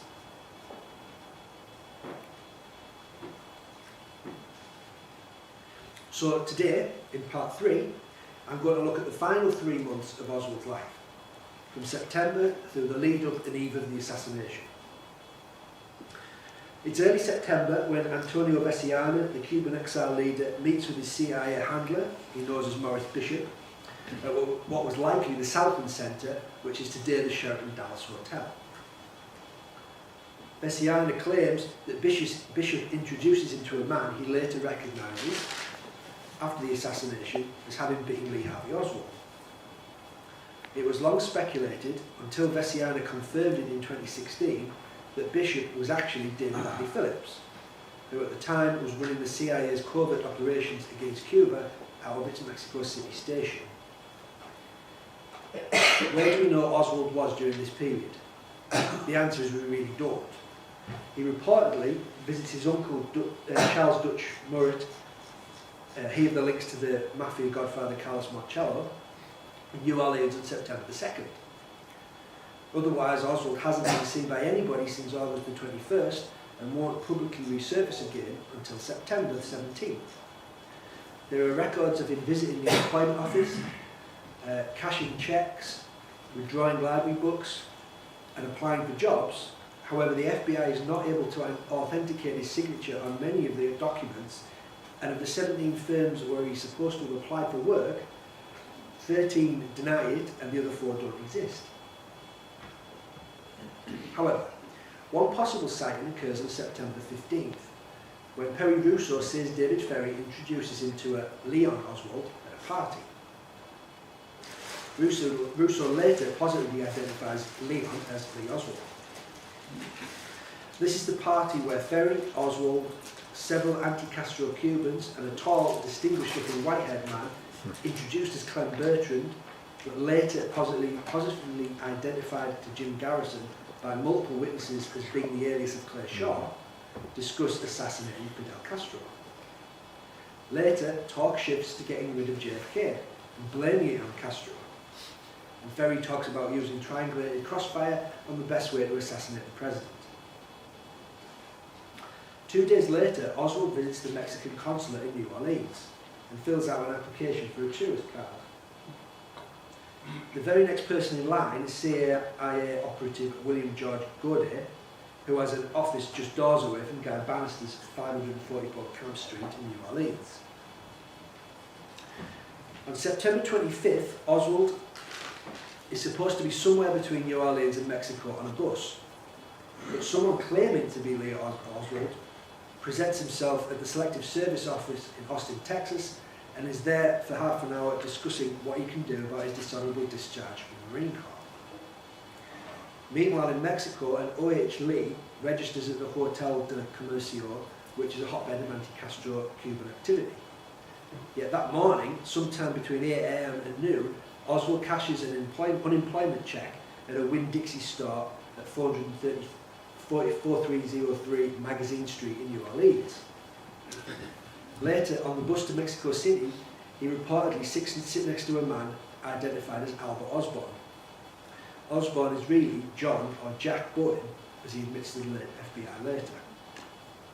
When Oswald is captured after the assassination, he has a library card in his wallet with the name Jack L. Bowen, which later disappears from evidence.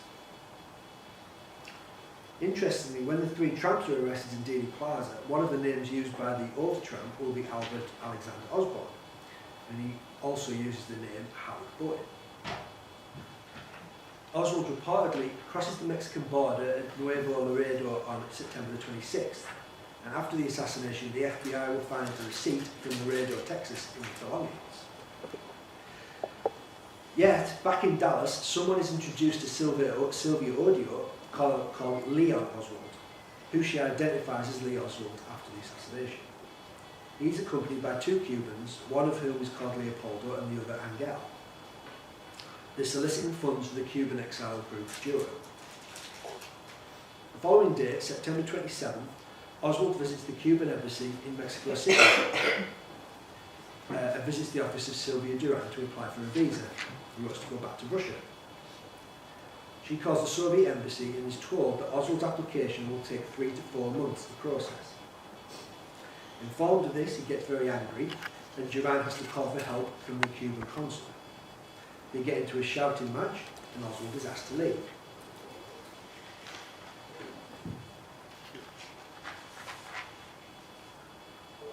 On September 28th, Oswald returns to the Cuban embassy, but because it's a Saturday, it's closed for official business. He goes to the Soviet embassy instead to see if the embassy in Washington might be able to help. There is then a series of phone calls to and from the Cuban and Soviet consulates in Mexico City, either by Oswald or someone impersonating him. The CIA makes tapes of the conversations. The CIA will claim these tapes were routinely destroyed before the assassination. However, there are FBI documents and other evidence, including from J. Edgar Hoover himself in conversation with President Johnson, that the tapes were listened to by FBI agents familiar with Oswald's voice after the assassination, and that they weren't the same person. That's obviously related as well to the photography taken by the CIA going in and out of the embassy, where the guy that's photographed clearly isn't Oswald at all, or at least the person that we know as Oswald. Interestingly, September 28th is the same day a man called Malcolm Price remembers sighting a rifle for a man that resembled Oswald at the Sports Drone Rifle Range in Dallas. It's also the same day that Leopoldo calls Sylvia Odio and asks what she thought of Leon when he introduced him 2 days earlier. When she says she didn't think anything, Leopoldo states that Leon is an ex-Marine who is kind of crazy, El Loco. And he told the Cubans that they don't have any guts because they didn't assassinate President Kennedy after the Bay of Pigs. On September 30th, Oswald returns to the Russian embassy in Mexico City for his final attempt to get a transit visa. The guard, apparently unacquitted with Oswald's case, asks to whom Oswald has spoken at the embassy. Oswald explains that he has seen Comrade Kostikov on September the 28th. Valery Vladimirovich Kostikov, although listed merely as attaché, consular office on the embassy roster, has been identified as an intelligence officer for the KGB who specialises in handling Soviet agents operating in cover within the United States. He's also suspected of being part of the 13th Department, which is involved with planning sabotage and other violent acts, including assassination. So into October, October the 1st, according to CIA reports finally released in August 1993, someone who identifies himself as Lee Harvey Oswald calls the Soviet consulate in Mexico City. This individual indicates that he has visited the Soviet consulate at least once and inquires about the telegram the consulate sent to Washington DC requesting more information regarding Oswald and Marina. 14 minutes later, the consulate receives another phone call. This time, the caller identifies himself as Lee Harvey Oswald and asks about the telegram sent to Washington. Other evidence from the CIA and witness testimony indicates that the individual visited the Soviet and Cuban consulates on 5 or 6 different occasions. While the majority of the evidence tends to indicate that this individual was indeed Lee Harvey Oswald, the possibility, if not probability, that someone else is using Oswald's name during this time in contact with the embassies cannot be absolutely dismissed. There's then a memo from Hoover to Secret Service Chief James Rowley, and it says, quote, "The Central Intelligence Agency advised that on October the 1st, 1963, an extremely sensitive source had reported that an individual identified himself as Lee Oswald, who contacted the Soviet embassy in Mexico City, inquiring as to any messages. Special agents of this bureau who have conversed with Oswald in Dallas, Texas, have observed photographs of the individual referred to above and have listened to his voice. These special agents are of the opinion that the above referred to individual was not Lee Harvey Oswald." And that's a post-assassination quote. That's obviously the basis of the phone call the day following the assassination, when there's several phone calls between Hoover and Johnson. Hoover relays that to him. From the new cables and memos, it appears likely that the tapes were put on a special plane to Dallas on the evening of November 22nd, arriving at Love Field at 2:57 AM local time on the morning of the 23rd. There, unspecified agents listen to them and conclude that the voice on the tapes do not match that of the captured Lee Oswald. But later that day, a CIA cable mysteriously asserts that one of the tapes has been routinely erased prior to the assassination. By the following day, the official story holds that all tapes have been recycled prior to the assassination.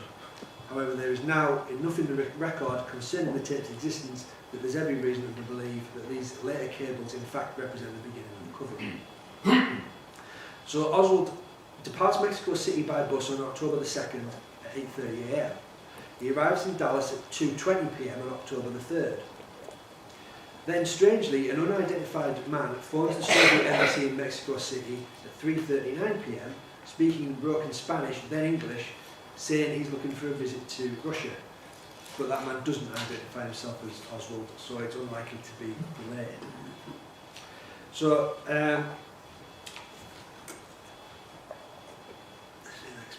I'm into my notes now, so it's less coherent. About 6 p.m. on October the 3rd, Oswald is reported to be in Alice, Texas, some 400 miles south of Dallas, 100 miles east of Laredo, and about 40 miles west of the Gulf city of Corpus Christi. He reportedly drives up to the radio station KOPY in a battered 1953 model car and asks about a job, and this is the guy that supposedly doesn't drive. He's told to return the next day and speak to the manager. Around 6:30 or 7 p.m. in Freer, Texas, 35 miles west of Alice, Oswald is reportedly in a cafe asking a waitress if she knows of any job opportunities nearby. She tells him there is a plant opening up nearby in November. A woman resembling Marina Oswald, as well as a child of about 2 to 4 years of age and a newborn baby, perhaps 2 weeks old, accompanied him. Marina is in her 9th month of pregnancy at this time, and Oswald have a 1.5-year-old girl due, but the second daughter, Rachel, won't be born until October the 20th. Compare that information with this, that on the evening of October the 3rd, Oswald is known to have checked into the Dallas YMCA, where he remains for 3 nights. On October the 4th, he applies for a job at the Paget Printing Company on Industrial Boulevard in Dallas. He spends the afternoon and night with his wife and child at the Payne residence in Irving. On October 7th, he inquires about a room at a boarding house at 1026 North Beckley Avenue in Dallas, and is told that none available. Soon after this, he rents a room nearby at 621 Marsalis Street. According to Marina Oswald and Ruth Payne, Marina is with Payne in Irving, Texas throughout this time, and as I said, in the 9th month of pregnancy with Rachel, so the baby's not been born. So this is the start of the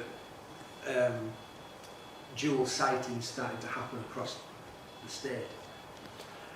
So Oswald spends the day of October the 7th in Dallas looking for an apartment. He rents one from Mrs. Mary Bledsoe in Oak Cliff under his own name, but she soon becomes uncomfortable and asks him to leave. October the 14th, Oswald finds Mrs. A.C. Johnson as a tiny cubicle of a room for rent at $8 a week at 1026 North Beckley. That's the room in house where he's living on November 22nd. He takes the room, pays for the first week, and then registers under the name O.H. Lee. October the 15th is the morning that Oswald goes to the Texas School Book Depository building to see Roy Truly about a job, which he gets. His hours are from 8 in the morning until 4:45 in the afternoon. The issue with that is Mrs. Payne has suggested it, and basically it's because of what Bill Wesby phrases Sister Lenny Mae Randall has suggested to her, but that's not the story is. There's also a strange incident where the Texas Employment Commission call looking for Oswald and Mrs. Payne answers because they've got a higher paid job at Love Field Airport as a baggage handler, but she never passes that on to Oswald to give him consideration. So you think of that in any number of ways, whether somebody's trying to manoeuvre him into the airport from where Kennedy's going to be landing in the middle of November, or maybe not, possibly a coincidence. The Paynes do have links to intelligence, which I can go into on another day if I get round to it, but obviously Michael Payne works at Bell Helicopter, and within their extended families, both Michael and Ruth, although ostensibly of Quakers and peaceful people, there are links to the CIA and other intelligence background. October the 18th, the Immigration and Naturalization Service office in Dallas has heard about Oswald's Soviet embassy contact in Mexico City, and the stories relate to FBI agent James Horsty. So that's what starts off Horsty going backwards and forwards, trying to speak to Oswald and start what Oswald views as hassling Marina.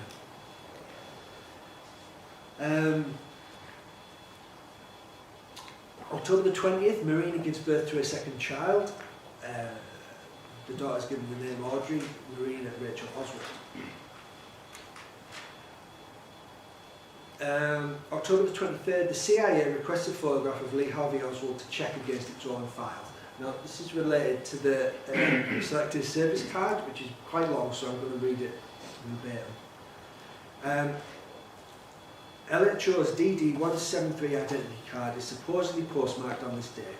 The DD-1173 bears Oswald's photo, the circular seal of the US Department of Defence, and what appears to be a postmark dated 23rd October 1963, less than a month before the assassination. The US Marine Corps issued Oswald the identity card on September 11, 1959, 9 days after his request for a dependency discharge from the Corps was approved. His stated reason for the request was to support his mother Marguerite in Fort Worth. 5 weeks after receiving the card issued at El Toro Naval Air Station, Santa Ana, California, Oswald crossed the Finnish-Soviet border on his way to Moscow. 2 weeks later, he announced his intention to defect to the Soviet Union. Oswald's military records note that the identity card was issued in accordance with paragraph 3014.5 PRAM, Personal Records and Accounting Manual. However, this paragraph pertains only to the issuance of USMC member cards and does not apply to DD-1173. The appropriate card that discharged Oswald, as stipulated by the PRAM, would have been a 2MC Res, reflecting his new status in the reserves. Lieutenant Kim Miller, a Washington spokesperson for the Marines, said Oswald could have been issued a DD-1173 for one of two reasons: because of an injury while on active duty, entitled into medical privilege, or because he was a civilian employee overseas needing a military ID. But records do not show an injury to Oswald, and civilian employment, she adds, would not have been annotated to his military book. Dennis Vlock, a reference historian of the US Army Military History Institute of Carlisle, Pennsylvania, reached a similar finding. He notes issuance of DD-1173 was regulated under Department of Defense guidelines at the time Oswald received his card. These guidelines limited recipients of such cards largely to military dependents and a civilian who required military identification. If such a card was issued in error, says Vlock, it wouldn't have been authorised, and immediately upon being called to official attention would have been changed or revoked. There is no evidence Oswald's identity card was revoked even after he defected, threatened to provide military secrets to the Russians, and received an undesirable discharge from the Marine Corps in 1960. Oswald's card did not expire until December the 7th, 1962. Oswald's card would not be printed in the photographic evidence of the Warren Commission's report on the assassination. But the head of the photograph of Oswald on DD-1173 will be the same as two other Oswald photos included in the Warren report. One is Warren Commission Exhibit 2892, identified by the FBI as photo taken in Minsk. The Minsk contradicts Oswald's trip to Russia occurred after the issuance of the DoD identity card was not evident to the Commission, apparently because the FBI did not make the card available to its members. In December 1966, when the FBI finally released Oswald's Defense Department identity card to the National Archives, it arrived nearly obliterated by FBI testing. Quote, according to archivist Sue McDonough of the Civil Reference Branch, the colour, the image, the printing, everything is gone, she said. You couldn't use it to show anything. Challenging the archivist's assertion, FBI spokesman Bill Carter, a Public Affairs Office in Washington, asks, how does she know the FBI tested it? Does she have a report? Who else but the FBI could have done it? She adds that there are no pictures on the card in its obliterated state at the archives. According to assassination writer David Lifton, there is no mention of DD-1173 in any FBI testing reports he has reviewed. These include non-published commission documents, FBI Dallas Field Office reports and FBI summary reports to the Warren Commission. The same photo of Oswald on the card also appeared in the Warren report on a phony selective service classification card found in Oswald's possession with the name Alec James Hiddell, the name he supposedly used to purchase the assassination rifle by mail order. It was the 112th Army Intelligence Group at Fort Sam Houston that notified the FBI that he was carrying a fraudulent selective service card. How the military knew this has never been explained. The Hiddell card with its photograph of Oswald was one of two major links between Oswald and the assassination weapon. The other is a photograph known by its commission designation 133A, allegedly taken of Oswald brandishing the weapon in the backyard of his home in Oak Cliff. The Warren Commission published 26 volumes, acknowledged the existence of the DoD identity card in only 2 places: Oswald's military record and the report of FBI agent Manning Clements, who listed the contents of Oswald's wallet on the night of November 22nd. After the Army intelligence tip, Clements cited both the DoD identity card and the Hidell card. Clements' report, however, did not reveal that the 2 cards had the same picture or that the DoD identity card had a photo at all. The October 23, 1963 postmark on Oswald's DoD identity card is a further enigma.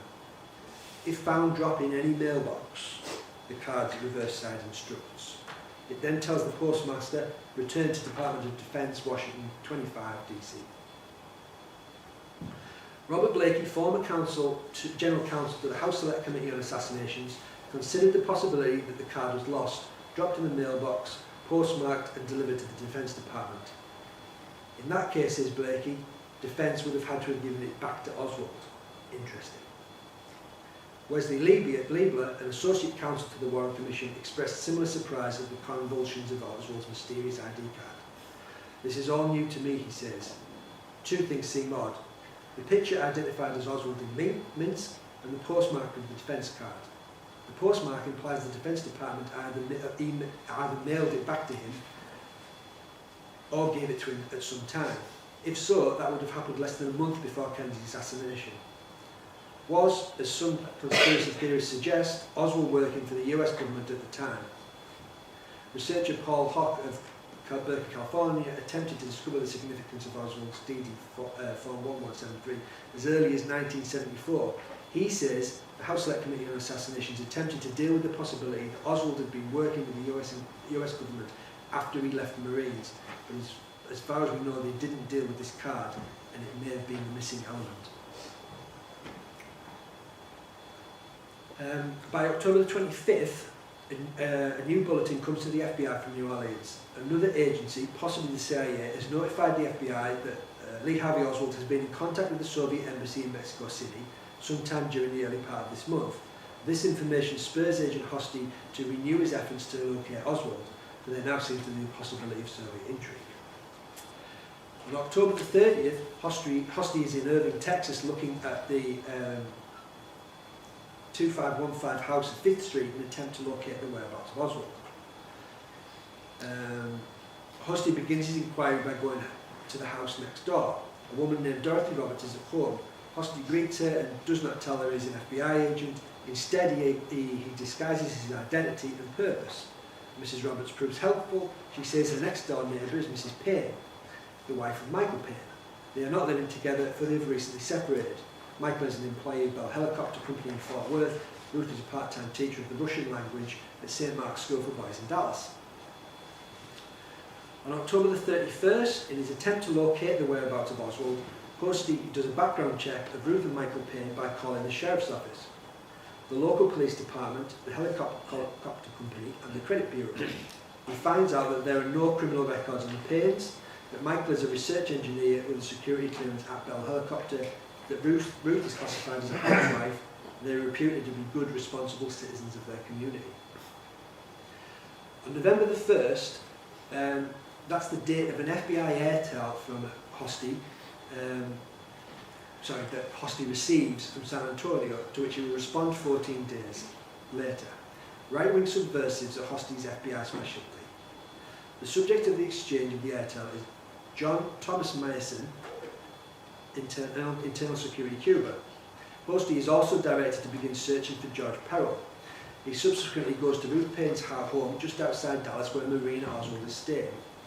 Hosty's stated aim is to interview Mrs. Oswald as a Soviet immigrant in this country who could conceivably be here with an intelligence assignment. Hosty speaks briefly to Marina Oswald and to Ruth Payne. There will be eventual testimony from Marina and others that Oswald becomes irritated that the FBI is contacting his family. Soon after the assassination, Hosty's name, license plate number, telephone number and office address will be found in Oswald's address book. The FBI will initially concealed this information from the Warren Commission. Hosty eventually will be officially censored by the FBI for his handling of the whole of Oswald's case prior to November the 22nd. On November the 5th, Hosty visits Payne's house again, briefly to check on Oswald. Payne says that she considers Oswald to be a very illogical person. She says that Oswald has told her that he's a Trotskyite communist. She's more amused than upset.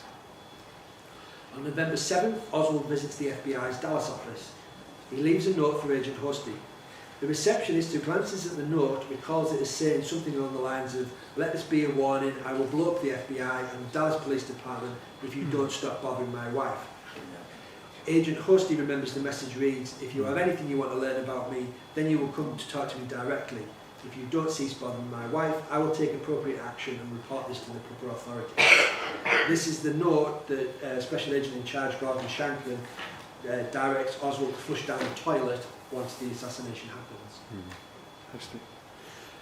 On November 9th, a man walks into a car dealership in Dallas, identifies himself as Lee Oswald, says he's soon expecting a lot of money and wants a new car. He takes a demonstration ride driving at high speeds. He talks to a dealer by the name of Albert Guy Bogard. When Bogard eventually sees Oswald photographed after the assassination, he says that the man who visited him at the dealership and identified himself as Oswald was not Lee Harvey Oswald. Bogard is eventually found dead in a car park in the cemetery, gasped by exhaust fumes from a hose pipe stuck in a window that is left slightly ajar. On November the 9th, sightings of Oswald will increase in and around Dallas. The sightings of Oswald at the sports drone rifle range in particular. This is all because this is the same day that somebody who looks like Oswald, at the very least, starts firing other people's targets, firing rapidly and making a lot of noise.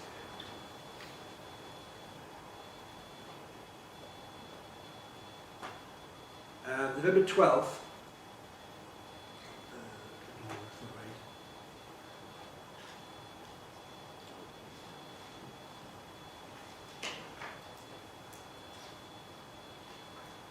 Yeah, there's a bit there about the note again.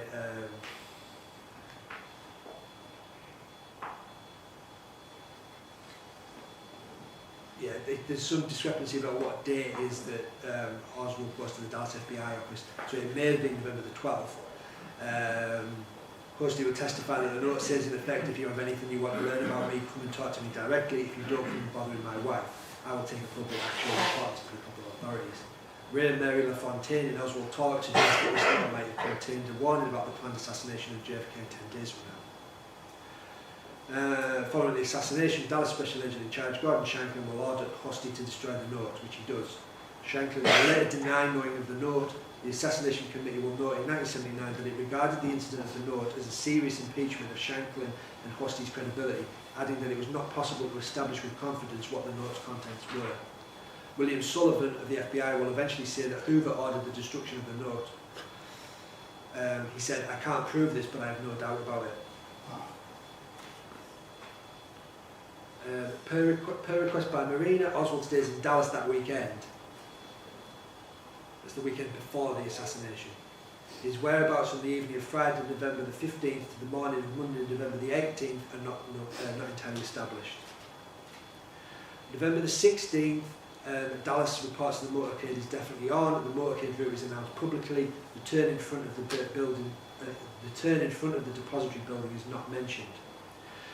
At the sports drone rifle range in Dallas, several witnesses observe Oswald firing a 6.5mm Italian rifle with a 4-power scope of remarkable accuracy.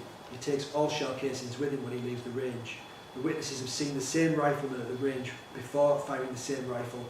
Witnesses recall that this man returns to the range on November 20th and 21st.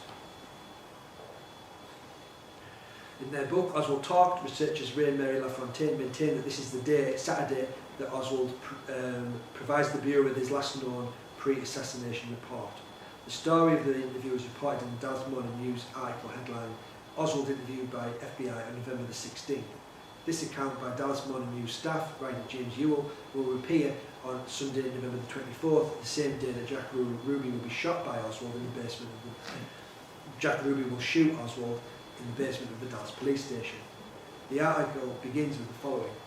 Lee Harvey Oswald, charged with murdering President Kennedy, was interviewed by the FBI here 6 days before the Friday assassination, but word of the interview with the former defector to Russia was not conveyed to the US Secret Service and Dallas Police, reliable source told the Dallas News Saturday. An FBI agent referred all inquiries to agent in charge Gordon Shankman, who could not immediately be reached for comment. He will eventually reveal that his reliable source are DPD Chief Jesse Curry and his police intelligence unit.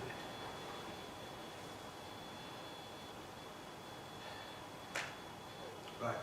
November 17th, FBI overnight code clerk William S. Walter in New Orleans maintains that he received an airtel alert from FBI headquarters in Washington about a threat to assassinate President Kennedy November 22nd, November 23rd in Dallas by, quote, a military revolutionary group. Instructions in the teletype include conflicting infiltrators in local racist hate groups. The original airtel and all copies will disappear shortly after the assassination. Word of the teletype will not leak out until 5 years after the assassination. Upon receiving the teletype, Walter said under oath, I immediately contacted the special agent in charge who had the category of threats against the president and read in the teletype. He instructed me to call the agents who had responsibility and informants, and as I called them, I noted the time and the names of the agents that I called. That all took place in the early morning hours of November the 17th. So the actual wording is urgent, 1:45 a.m. Eastern Standard Time, 11/17/63. All special agents from the director. Threat to assassinate President Kennedy in West Texas, November 22nd, -23, 1963. Miscellaneous information concerning information has been received by the bureaus, and the bureau has determined that a militant revolutionary group may attempt to assassinate President Kennedy on his proposed trip to Dallas, Texas, November 22-23, 1963. All receiving officers should immediately contact all CIS, PCIS, logical race and hate group informants and determine any basis for threat. Teletype should keep Bureau advised of all developments. Other officers have been advised, end and act PLS. Nothing was done. Oswald was reportedly seen at the Sports Drone Rifle Range. Another heavyset man accompanies him. Reportedly, Henry Cheneyworth, while firing at the range, Oswald shoots at a target which isn't his own. Garland Genwell Slack, the man whose target Oswald shoots at, complains to the rifle's owner, Mr. Davis. Davis then confronts Oswald and tells him to shoot at his own target. Slack remembers that LHO was rapid firing and stayed at the range for approximately 2 hours. Slack also remembers that the rifle used by Oswald at the sport drone was not the rifle later identified as being found in the Texas School Book Depository. The special agent in charge in New Orleans sent a memorandum to the FBI director in Washington stating that Lee Harvey Oswald's business address is Texas School Book Depository, 411 Elm Street, Dallas, Texas. By the third week of this month, records indicate that Oswald has been working continuously at the Texas School Book Depository 8 hours a day for over a month without missing a single day of work. November 20th, 1963, 2 individuals believe they saw a person resembling Oswald firing a similar rifle at another nearby target range in Irving. The real Oswald's at work. Oswald leaves his rooming house at 1026 North Beckley this morning, boards a city bus, and shortly thereafter arrives to work at the book depository. Oswald reportedly has breakfast at the Dobbs restaurant in Dallas this morning around 10 a.m. Oswald orders eggs over lunch and complains that the eggs are cooked too hard. Still, he accepts them. This testimony comes from Mrs. Dolores Harrison, a waitress at the restaurant. Waitress Mary Dowling recalls this event and that Officer J.D. Tippett is also present in the restaurant at this time. She recalls that Oswald uses a curse word when referring to the eggs and that Tippett shot a glance at Oswald. But she says there's no indication in her opinion that the two men know each other. It is an established fact that Tippett frequents the restaurant. November 21st, Oswald asks Bull Fraser whether he can ride home with him this afternoon. Fraser, surprised, asks why he's going to Irving on Thursday night rather than Friday. Oswald replies, I'm going home to get some curtain rods to put in the park road. The two men leave at 4:40 p.m. and drive to Irving. There is little conversation between them on the way home. Mrs. Liddy Mae Randall, Fraser's sister, comments to her brother about Oswald's unusual midweek return to Irving. Fraser tells her that Oswald has come home to get curtain rods. reports. 5 p.m. on November 21st, Oswald catches a ride from work with Fraser. This is his first visit there on any Thursday since moving back to Dallas. Marine Oswald has not seen him for 2 weeks and thinks he looks lonely. Looking sullen as he enters her bedroom, he takes her by the shoulder and gives her a kiss. Marine turns her face away and points to a pile of clothes. An airy York clean shirt and socks and pants. Go in and wash up. 4 times tonight, Oswald asks Marine to move with him to a nicer apartment in Dallas. Each time he refuses. Lee goes outside to play with his daughter Junie, his pet name for her is Junie. He plays with Junie until dark. That's the end of my notes. What I was intending to do, if I got to the point of finishing the whole presentation properly, was to kind of open a discussion, so it's probably worthwhile doing that, because I probably got as far as I could go. So.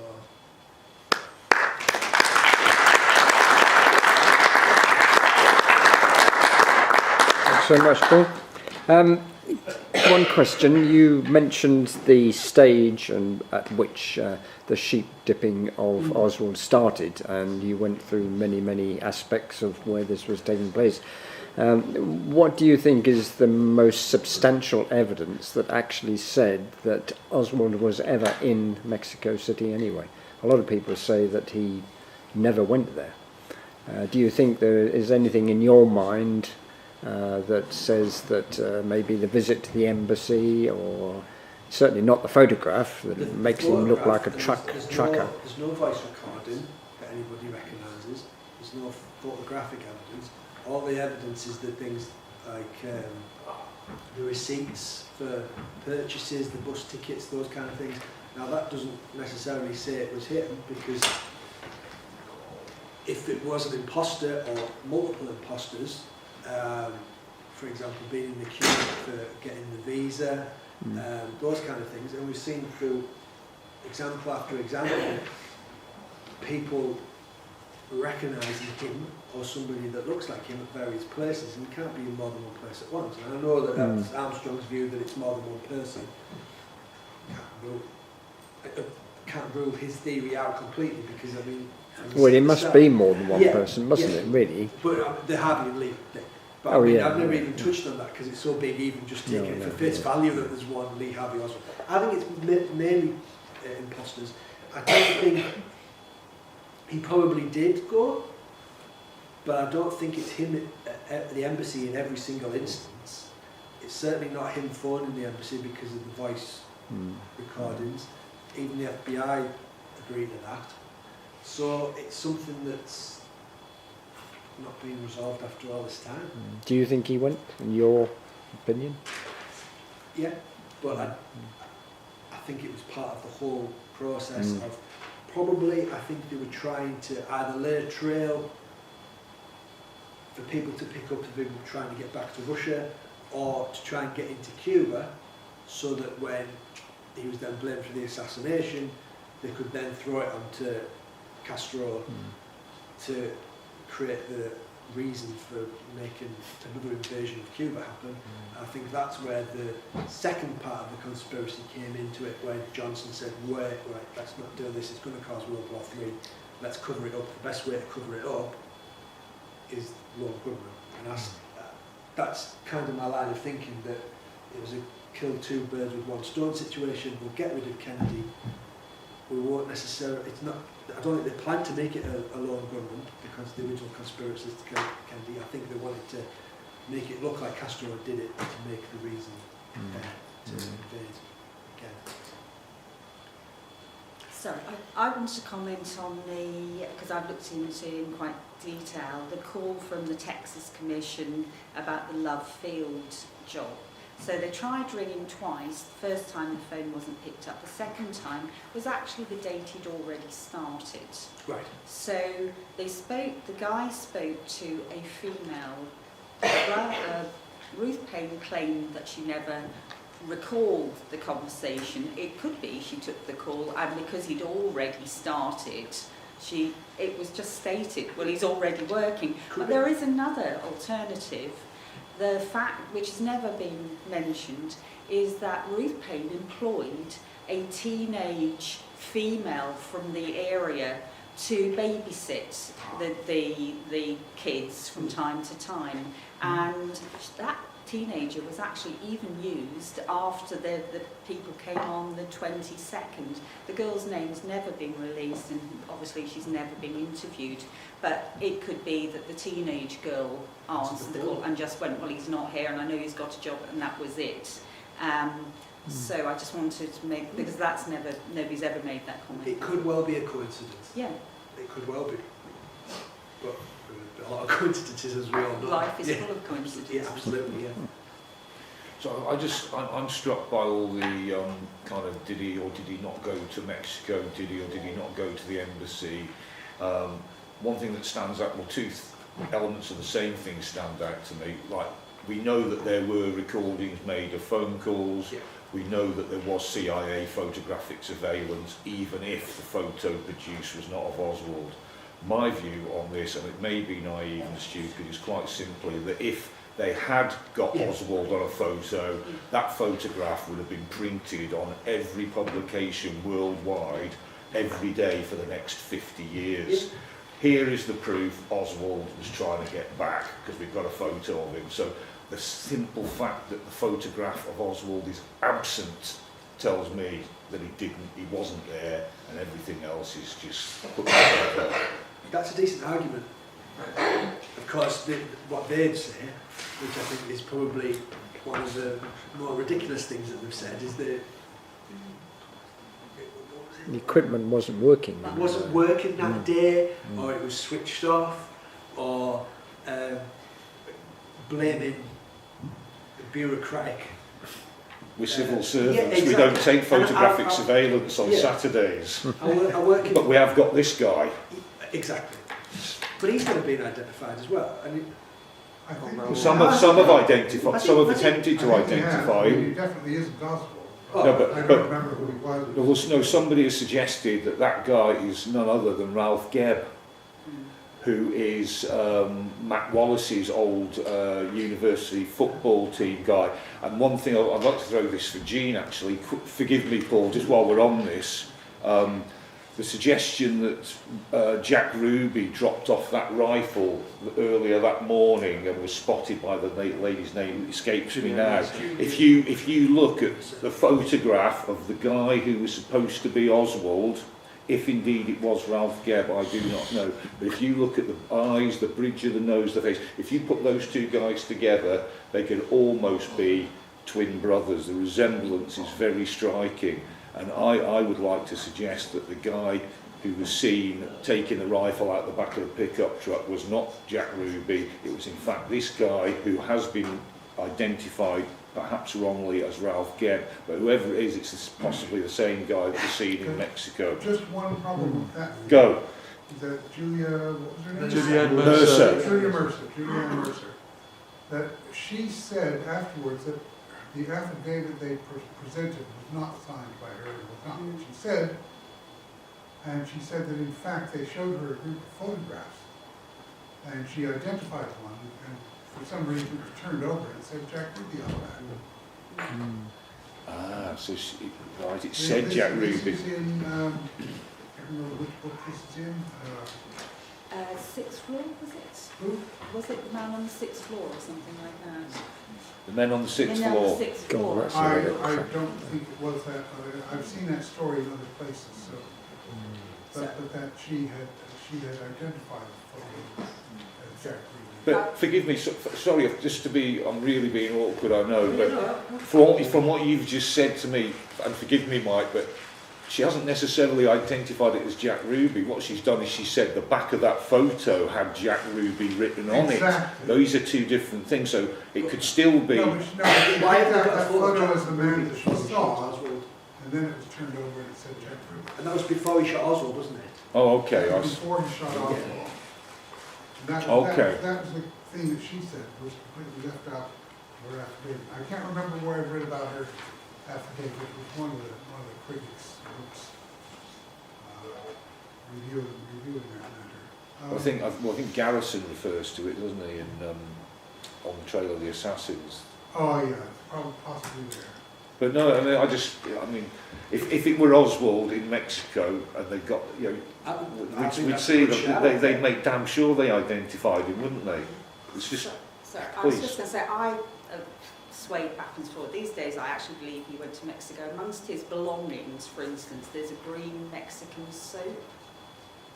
Soap? Soap, like a hotel soap. Hotel. Which is, I've looked into what was written on the soap and the history of the soap, and it is from the era, because it's silly things like that, which to me are more indicative that you actually That would be entirely in character for Oswald to pinch a soap in a hotel. But it's not just the phone calls as well, there's different dates. This is what was getting me confused when I was trying to get it through my head again last night after doing it months ago.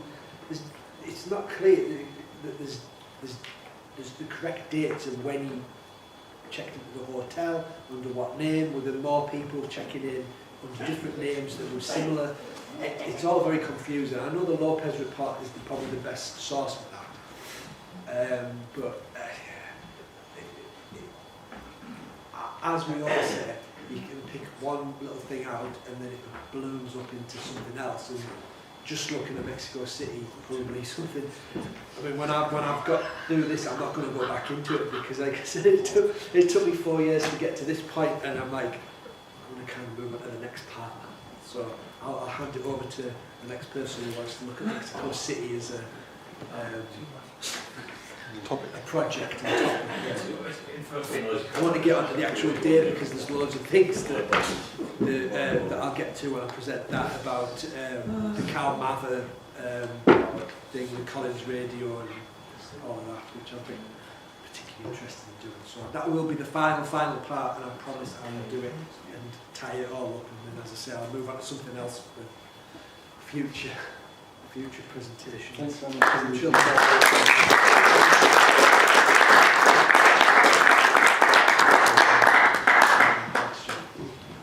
Good afternoon.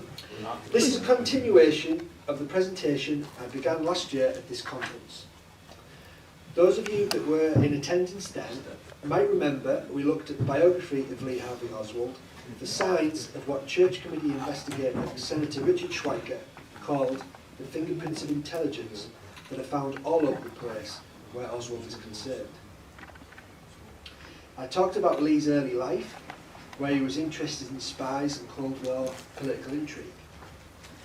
We discussed some of the associations he had both before, during and after his time in the Marine Corps, at home and overseas. I think we saw clear indications of something murky going on during the time Oswald was stationed at Atsugi Air Base in Japan, and particularly with regard to how and why he later spent time in the Soviet Union. What I'd like to do today is take up the story from when Oswald returned to the United States in June 1962. It is at this point that the path begins to his inextricable date with destiny a year and a half later in Dealey Plaza. Before I continue, I want to again show appreciation for the exhaustive JFK assassination chronology compiled by Ira David Wood III, which was an invaluable resource for this presentation. Similarly, Michael Benson's Who's Who in the JFK assassination proved to be very useful in jogging my memory. I'd also like to state again that for the purposes of maintaining a coherent narrative, I've taken the position that there was only one Oswald.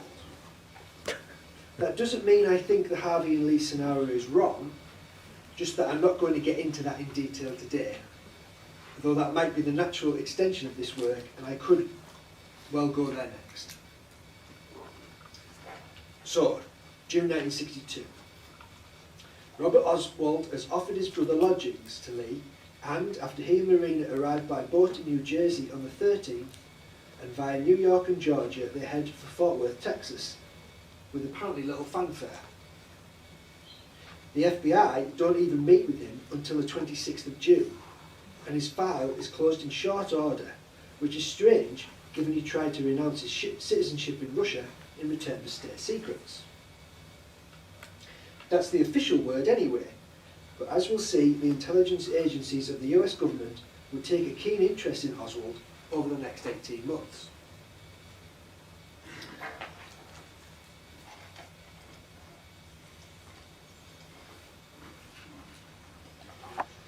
At least one person would take a particular interest. George de Mohrenschildt isn't someone you would normally associate with a young Marxist revolutionary. He's in his early 50s, and an aristocratic, anti-communist white Russian geologist with ties to oil billionaires Clint Murchison and H.L. Hunt, to Nazis, the Bay of Pigs, and even the Bouvier family. Intriguingly, de Mohrenschildt will later say that J. Walton Moore of the CIA's Domestic Contact Service had made him aware of Oswald at least 6 months before they would actually meet. In early October, de Mohrenschildt persuades Oswald to move to Dallas, and he abruptly quits his job with the Leslie Welding Company, where he's worked since July.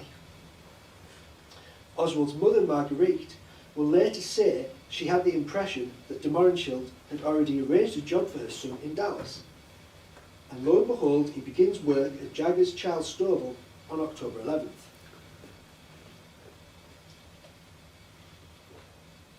Oswald is hired as a photo print trainee, and the graphic arts firm will be directly involved in producing typeface for the U-2 surveillance photography and maps of Cuba. This would seem an unlikely place for someone of Oswald's supposed background to get work.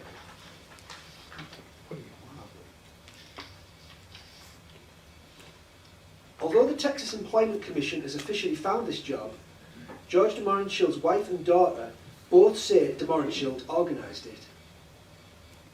JFK has shown the first photographs of the Soviet missile build-up in Cuba on the morning of October 16th. During this period, there is no known record of where Oswald is living, and after work each day, he disappears and is not seen again until the next morning. He and Marina end up being apart for much of this time and into the new year.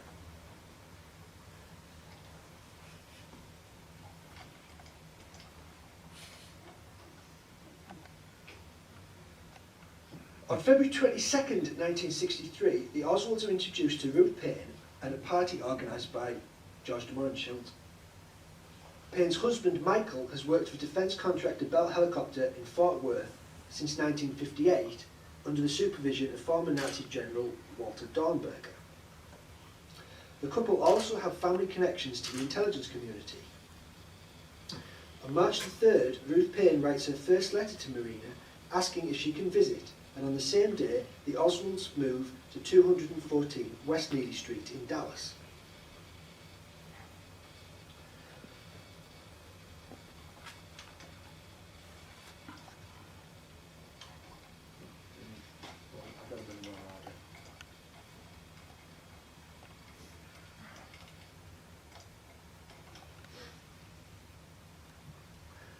Nine days later, the records suggest that clients of Chicago is sent both a money order in the name of A. Hedel and a clipped coupon from the February issue of American Rifleman.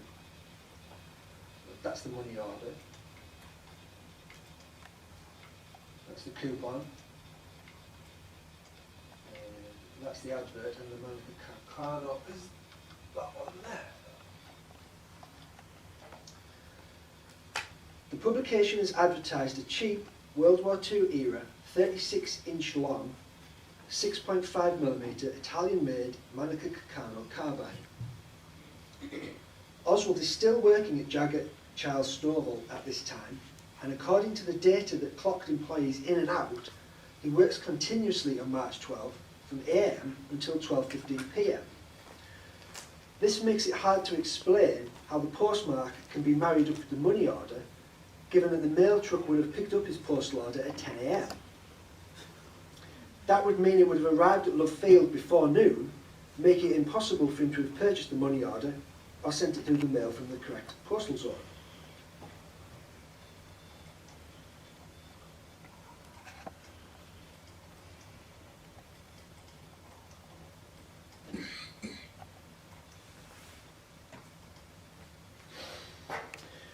On March the 20th, a 40.2-inch 6.5mm Manica Carcano, serial number C2766, is delivered to P.O. Box 2915, Dallas, Texas. This box has been opened by Oswald the previous fall. This is also supposedly the weapon discovered on the 6th floor of the Texas School Book Depository on November 22nd, despite the fact it won't even be advertised for sale until the following month and is more than 4 inches longer than the rifle associated with the February advert and coupon. Whether those 4 inches would allow someone to hold it vertically under the arm while cupping the other end in the palm of the hand is an open question. Amazingly, though it was ordered on a different date to the rifle, on exactly the same day, a Smith & Wesson .30 2-inch barrel revolver arrives at Oswald's Dallas P.O. box from an entirely different order company on the West Coast, Seaport Traders of California. That's the order coupon. And that's the actual revolver. It is again addressed to A. Hedel. This is the gun that will be in Oswald's possession when he's arrested in the Texas Theatre. That he would make both these purchases by mail order has always seemed strange, when he could have bought them over the counter and left without a trace. As Michael Benson states, a Texan who mail orders weapons from out of state is akin to an Alaskan sending California for ice cubes. It is argued the only way it makes any sense at all is to produce a chain of documentary evidence that links Oswald to the weapons allegedly used in both the assassination of President Kennedy and the murder of Officer Tippit.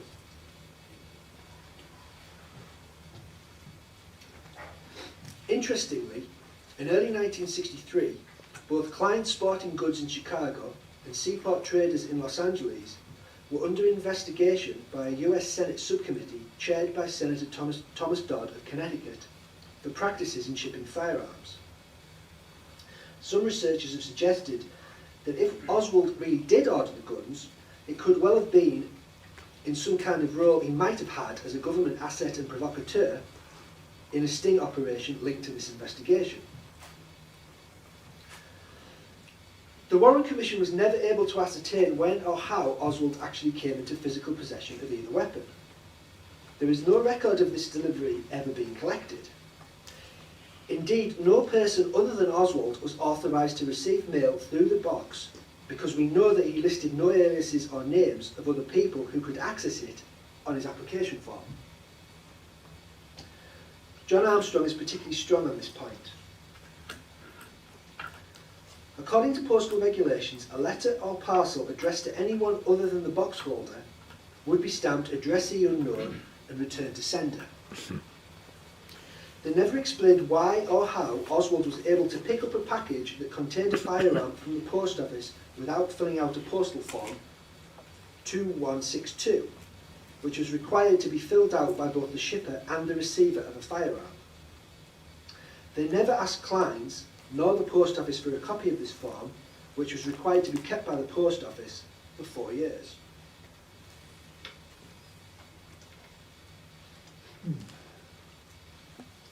However, the infamous photograph allegedly taken by Marina in the backyard at Neely Street at the end of March does seem to suggest he got hold of them at some point. That's of course if they are genuine. Many people think they're forgeries due to suspicious crop marks, sizing issues, the stance, inconsistent shadowing, and dubious testimony on its provenance. The best example of that is Marina couldn't get the explanation of how she actually used the correct camera to take the photograph. On his arrest, Oswald would claim that he never owned a rifle and that the photo in question was a fake, and in time he could prove it, having worked previously in photography.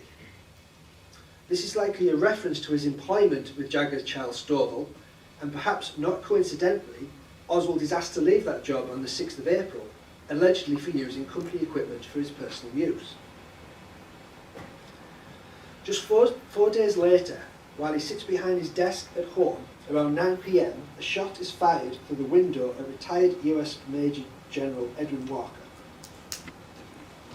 Walker had been forced into retirement by the Kennedys for spreading right-wing propaganda in the military. To start, compare the two shootings by rifle as described by the Warren Commission. Oswald cannot hit a sitting duck from less than 100 feet away on April 10th. But less than 8 months later, he is able to hit a target moving left to right from at least 75 feet further away. On top of that, he then scores with his best shot of all while the limousine is travelling downhill and another 90 feet down the road. This is the same logic that suggests one bullet can go through two human beings, breaking bone, ripping through several layers of tissue and clothing while emerging relatively unscathed, while another bullet from the same batch shatters into hundreds of pieces when it hits the skull. I'm no expert on gunfire and ballistics, but I do think I have a degree of common sense, and neither scenario makes any sense to me. The ballistic evidence itself doesn't help to make this case either. FBI spectrographic analysis, deemed inconclusive by Director Hoover, is withheld from the public until 1975. According to researchers, the bullet recovered in the assassination attempt on General Walker does not match either CE-399 or two fragments recovered from President Kennedy's limousine. The Warren Commission's linking of Lee Harvey Oswald to the General Walker assassination attempt is seriously weakened. Contemporary news stories and documents quote Dallas police as saying the slug recovered from the scene was identified as a 30.6 and steel jacketed, as opposed to the 6.5mm copper bullets supposedly used in the Kennedy assassination. Yet the Warren Commission's Exhibit 573 does look a lot like CE-399, the magic bullet.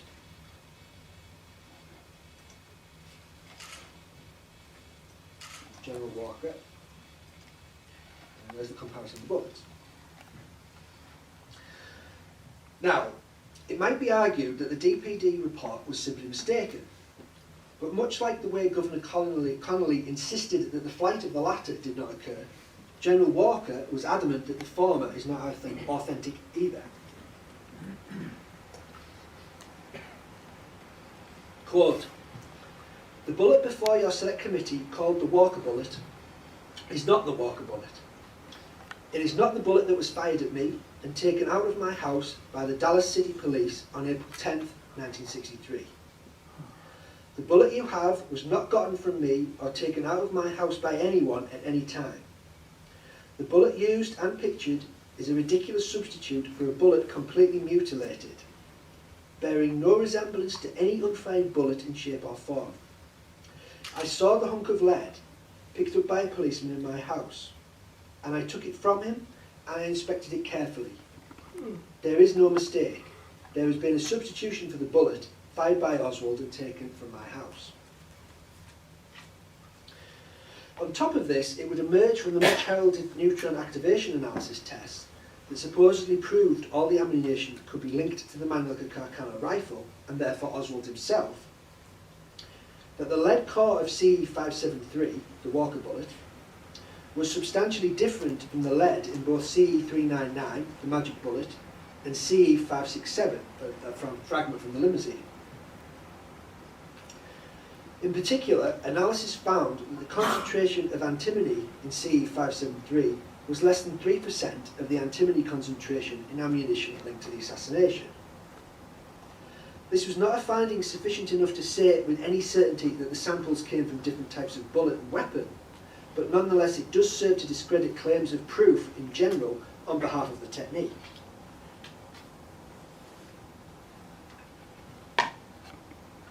There is further evidence to suggest Oswald didn't shoot at Walker.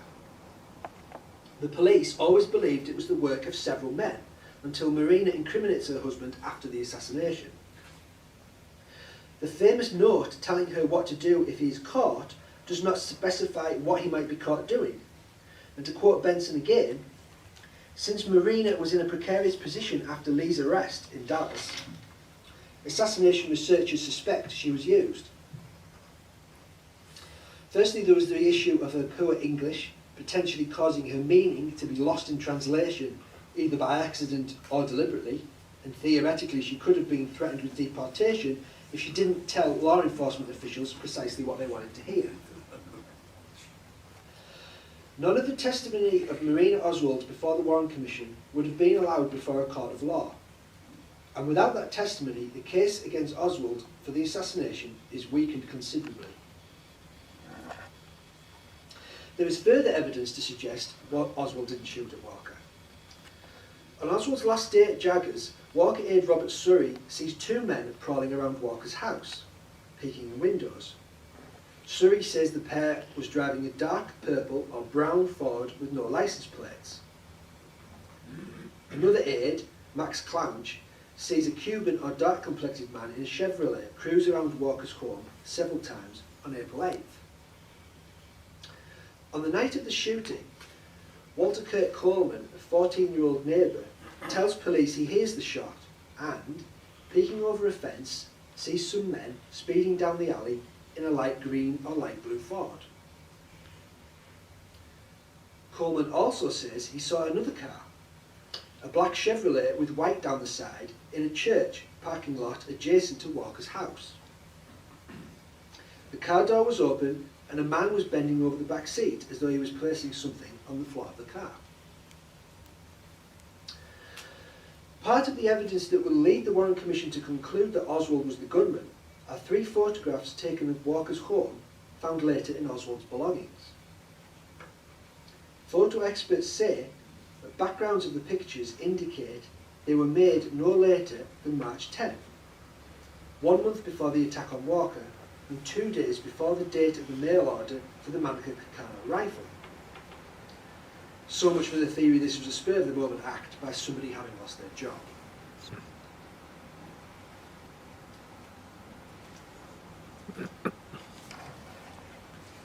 In one of the photographs is a 1957 Chevrolet in Walker's driveway. The photo, as shown in Warren Commission Exhibit 5, has a hole in it obliterating the car's licence number.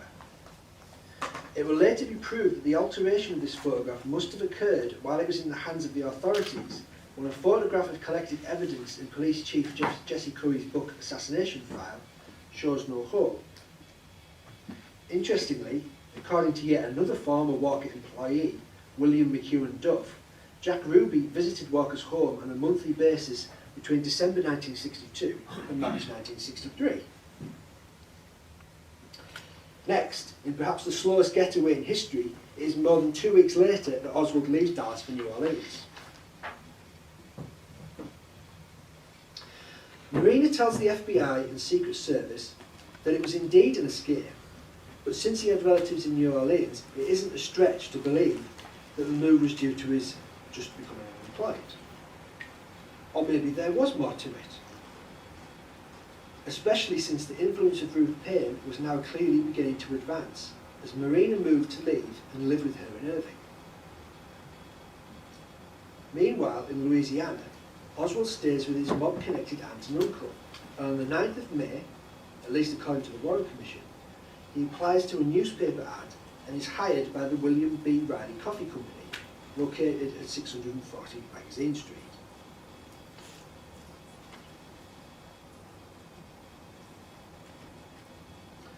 Benson and some other researchers believe there is evidence that points to this not being a real job, but rather a cover for other activities. He spends most of his time in a garage owned by a man called Adrian Alba that looks after FBI and Secret Service vehicles. He is fired for, as one witness says, never doing any work on the 19th of July. The work he has been doing is related to the anti-Castro Fair Play for Cuba Committee. Oswald opened up his chapter in New Orleans. He was the only member. The only other name associated with the New Orleans chapter of the Fair Play for Cuba Committee was A.J. Hedel, who was listed as another officer of the organisation, separate from Oswald. He ordered a batch of printed circulars using the alias Lee Osborne. Oswald listed the address for his committee as 544 Camp Street, which also happened to be the address of intelligence agent Guy Bannister.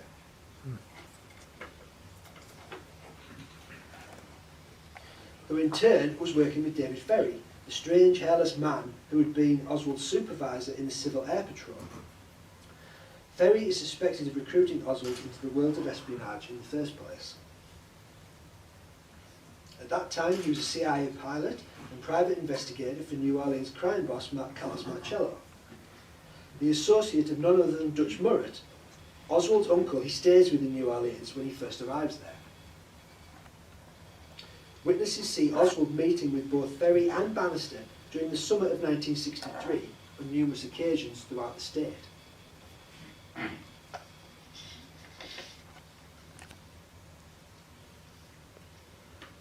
On August the 5th, Oswald visits the store of Carlos Bringuier. He is a member of the militant anti-Castro Cuban exile group DRE.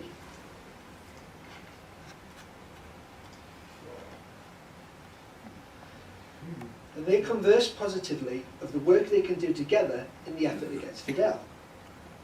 Was this an act? It certainly isn't the way you would expect him to behave, given everything we know. Bringuier agrees with this when he confronts Oswald on August the 9th as he hands out his pro-Castro literature. They argue, Bringuier hits Oswald after he invites him to do so, and several witnesses say the altercation looks staged. After being arrested for a breach of the peace, he asks to speak to the FBI. Once again, given Oswald's recent activities, you would expect they would be the last people he would want dealings with. And his provocative behaviour doesn't stop there. On August 16th, he's back handing out his leaflets, this time outside of the International Trade Mart, whose director, Clay Shaw, has links to Bannister, Ferry and Oswald, and is later acquitted of the charge of conspiracy to assassinate President Kennedy, brought by Jim Garrison. But in the late summer of 1963, Oswald's antics catch the attention of the media.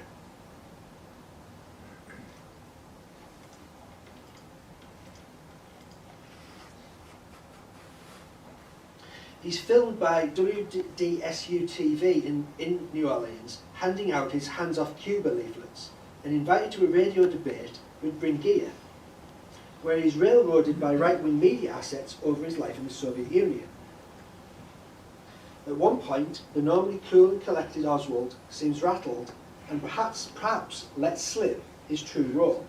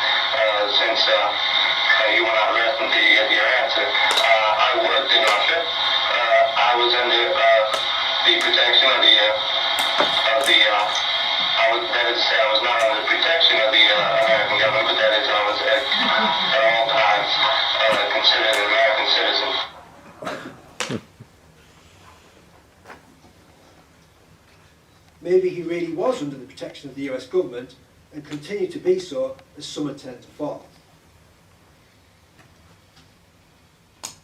Second question, can I just say that he borrowed the shirt from his cousin, and that's why it's, look how gappy it is on the sleeves, and afterwards he actually did take it to a dry cleaner's with the time to get those cleaned, so this notion that he never went to a dry cleaner's is proved by that fact. In his tie, I see. Antonio Veciana, another militant anti-Castro Cuban exile who was closely working with US intelligence, would say that on meeting his contact on September 7th at the Southern Center in Dallas, he found the man he knew as Morris Bishop in the company of a much younger man he would recognise after the assassination as having been none other than Lee Harvey Oswald himself. Veciana would confirm just last year what many had suspected for years. His intelligence contact was CIA propaganda expert David Hartley Phillips.